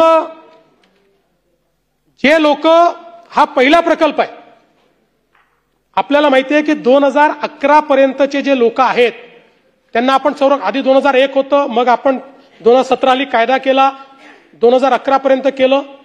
आता माननीय हायकोर्टाने तेही मान्य केलं. माननीय कोर्टाच्या निर्णयानुसार 2011 नंतरचे किंवा वेगवेगळ्या कारणाने अपात्र लोक यांना आपल्याला घर देता येत नाही. हा पहिला प्रकल्प असा आहे की ज्या प्रकल्पामध्ये आपण निर्णय केला की अर्ध्या लोकांना घर द्यायचं आणि अर्ध्या लोकांना तुम्ही बाहेरही काढून टाकलं, कुठेतरी जाऊन ते झोपडीच तयार करणार आहेत, त्यांना तर राहावं लागणारच आहे. आणि म्हणून या प्रकल्पात आपण स्पेशल केस म्हणून निर्णय केला की त्याही सगळ्यांना घर दिलं जाईल आणि चांगल्या क्वालिटीचं घर दिलं जाईल. आणि आता आपण त्याला रेंटल हाऊसिंग म्हणतोय, कारण माननीय उच्च न्यायालयाच्या निर्णयाप्रमाणे आपल्याला आज त्यांना पक्क घर देता येत नाही, पण 12 वर्ष रेंटल हाऊसिंग मध्ये ते जर राहिले तर ते घर त्यांच्या नावे करण्यात येईल. हाही निर्णय आपण केलेला आहे. त्यामुळे 10 लाख लोकांना त्यांचं स्वतःचं घर या ठिकाणी आपण देणार आहोत. आणि याकरता, या पुनर्वसनाकरता आपल्याला 541 एकर जागा या ठिकाणी वेगवेगळ्या ठिकाणी लागणार आहे. तीही जागा अडाणींना नाही, DRPला देण्यात येते आहे. आणि त्या जागेवर त्यांना सेल युनिट करता येणार नाही, कमर्शियल करता येणार नाही, केवळ त्या ठिकाणी रिहॅब ते करतील आणि रिहॅबला लागणारी थोडी दुकानं किंवा काय जे काय असेल ते त्यांना करता येईल, याच्या व्यतिरिक्त करता येणार नाही. आणि म्हणून आपण जर या ठिकाणी बघितलं तर हा जो काही प्रकल्प आपण करतो आहोत, देशातला नव्हे कदाचित जगातला सगळ्यात मोठा अर्बन रिन्युअलचा प्रकल्प हा या ठिकाणी तयार होणार आहे. आणि या दृष्टीनं जवळपास आता 90% होम टू होम अशा प्रकारचं सर्वेक्षण झालेलं आहे. लोकांनीही समर्थन दिलेलं आहे. ठीक आहे, काही लोकांचा विरोध असेल, तो असतोच, पण आता धारावीमध्ये याला मोठ्या प्रमाणात लोकांचंही पाठिंबा याला मिळतो आहे. आणि ताई, तुम्ही जे काही लक्षात आणून दिलं की काही लोक नसताना म्हाताऱ्यांच्या सह्या घेतल्या वगैरे, असं अजून घडलेलं नाही, पण घडलं असेल तर पुन्हा असेल तर पुन्हा त्यांच्याकडे पाठव, काही अडचण नाहीये. पुन्हा त्यांच्याकडे तुम्ही अशी नावं द्या, त्यांच्याकडे पुन्हा सर्वेक्षणाला जाते. कारण हा प्रकल्प आपल्याला एक असा प्रकल्प करायचा आहे, मला विश्वास आहे पुढच्या 3 वर्षात जेव्हा रिहॅब तयार होताना दिसतील आणि झालेले असतील आणि आपण डिलिव्हर करू पहिल्या सेक्शनला, त्यावेळी मुंबईतल्या झोपडपट्टी धारकांमध्ये एक विश्वास निर्माण होईल आणि स्लम फ्री मुंबईचं जे आपलं स्वप्न आहे ते स्वप्न आपण निश्चितपणे पूर्ण करू शकू. आणि म्हणून हा जो प्रकल्प आहे हा अत्यंत महत्वाचा असा प्रकल्प आहे. आणि म्हणून सिडकोचा विकास असेल, इंदू मिलचं स्मारक असेल, नवी मुंबईत एक्झिबिशन सेंटर असेल, अशा अनेक गोष्टी. आणि मला हे सांगताना समाधान आहे की 2014 ते 19 या सभागृहामध्ये जे अनाउन्समेंट केली, जे बोललो, त्या सगळ्या गोष्टी आज होताना दिसतायत. आणि मी निश्चितपणे शिंदे साहेबांचे आभार मानेन. ते मुख्यमंत्री असताना त्यांनी कुठेही याचा वेग कमी होऊ दिला नाही. अजितदादांचे आभार मानेन, ते कुबेर आहेत, त्यांच्याकडे आमची तिजोरीची किल्ली आहे, त्यांनी ही तिजोरी अडवली नाही, नाहीतर डुप्लिकेट किल्ली तयार करावी लागली असती, पण त्यांनी ती संधीच आम्हाला दिली नाही. आणि म्हणून आताही जे प्रकल्प आम्ही सांगतो आहोत, या मुंबई आणि MMRचा चेहरा बदलणारे, इथल्या सामान्य माणसाच्या जीवनात परिवर्तन करणारे, हे निश्चितपणे आपण करून दाखवू. खरं म्हणजे प्रत्येक वेळी वर्ष दीड वर्षांनी लोक जेव्हा मुंबईत येतात त्यावेळी एक बदललेली मुंबई ही आपल्याला पाहायला मिळते. अण्णाभाऊ साठेंनी जी व्यथा मुंबईत अनुभवली ती व्यथा दुसऱ्या कोणाच्या वाट्याला येऊ नये अशा प्रकारचा प्रयत्न आपण करतोय. म्हणून अण्णाभाऊ साठेंची एक कविता आहे मुंबईवर, फार महत्वाची आहे. त्यांनी काय अनुभवलं? या मुंबईत गर्दी बेकारांची, त्यात भर झाली माझी एकाची. मढ्यावर पडावी मुठभर माती, तशी गत झाली आमची. ही मुंबई यंत्राची, तंत्राची, जगणाऱ्यांची, मरणाऱ्यांची, शेंडीची, दाढीची, हडसनच्या गाडीची, नायलॉनच्या आणि जॉर्जेटच्या तलम साडीची, बुटांच्या जोडीची, पुस्तकांच्या थडीची, माडीवर माडीची, हिरव्या माडीची, पैदास इथे भलतीच चोरांची, एत खाऊंची, शिरजोरांची, हरामखोराची, भांडवलदारांची. पोटासाठी पाठ धरली होती मी कामाची, पर्वा केली नाही उन्हाची, थंडीची, पावसाची. पाण्याने भरलं खिसं माझं, वाण मला एका छत्रीची. आणि पुढे याच कवितेमध्ये त्यांनी संयुक्त महाराष्ट्राच्या चळवळीच्या देखील त्या ठिकाणी नांदी केलेली आहे. आणि म्हणून पुन्हा एकदा मी सांगू इच्छितो, ही कविता वाचण्याचं कारण एवढंच आहे की 4 महिन्यानंतर भाषणं सुरू होतील. महाराष्ट्रापासून मुंबईला तोडण्याचं षडयंत्र सुरू झालेलं आहे. त्यामुळे आता सांगतो, मुंबईला महाराष्ट्रापासून कोणी तोडू शकत नाही. कोणाचा बाप, बापाचा बाप, त्याचा बाप, त्याचा बाप, त्याचा आजा आला तरीही मुंबई महाराष्ट्राचीच आहे, ती महाराष्ट्राचीच राहील. आणि या हजारो पिढ्या, आणि या महाराष्ट्रामध्ये मराठी माणसाचा आवाज, या मुंबईमध्ये मराठी माणसाचा आवाज बुलंद राहील. आणि म्हणून आज या निमित्ताने एक आधुनिक मुंबई, एक सर्वसमावेशक मुंबई आणि तसाच प्रगतिशील महाराष्ट्र घडवण्याचा प्रयत्न आम्ही करू, अशा प्रकारचं मी या चर्चेच्या उत्तरात सांगतो. काही सदस्यांनी अजून काही मुद्दे मांडलेले आहेत, त्याचे लेखी उत्तर त्यांना पाठवायचा प्रयत्न मी करीन, कारण सगळ्या इंडिव्हिज्युअल गोष्टींना या ठिकाणी उत्तर देता येत नाही. पण आपण सगळ्यांनी माझं उत्तर शांतपणे ऐकलं त्याबद्दल आपले आभार व्यक्त करतो.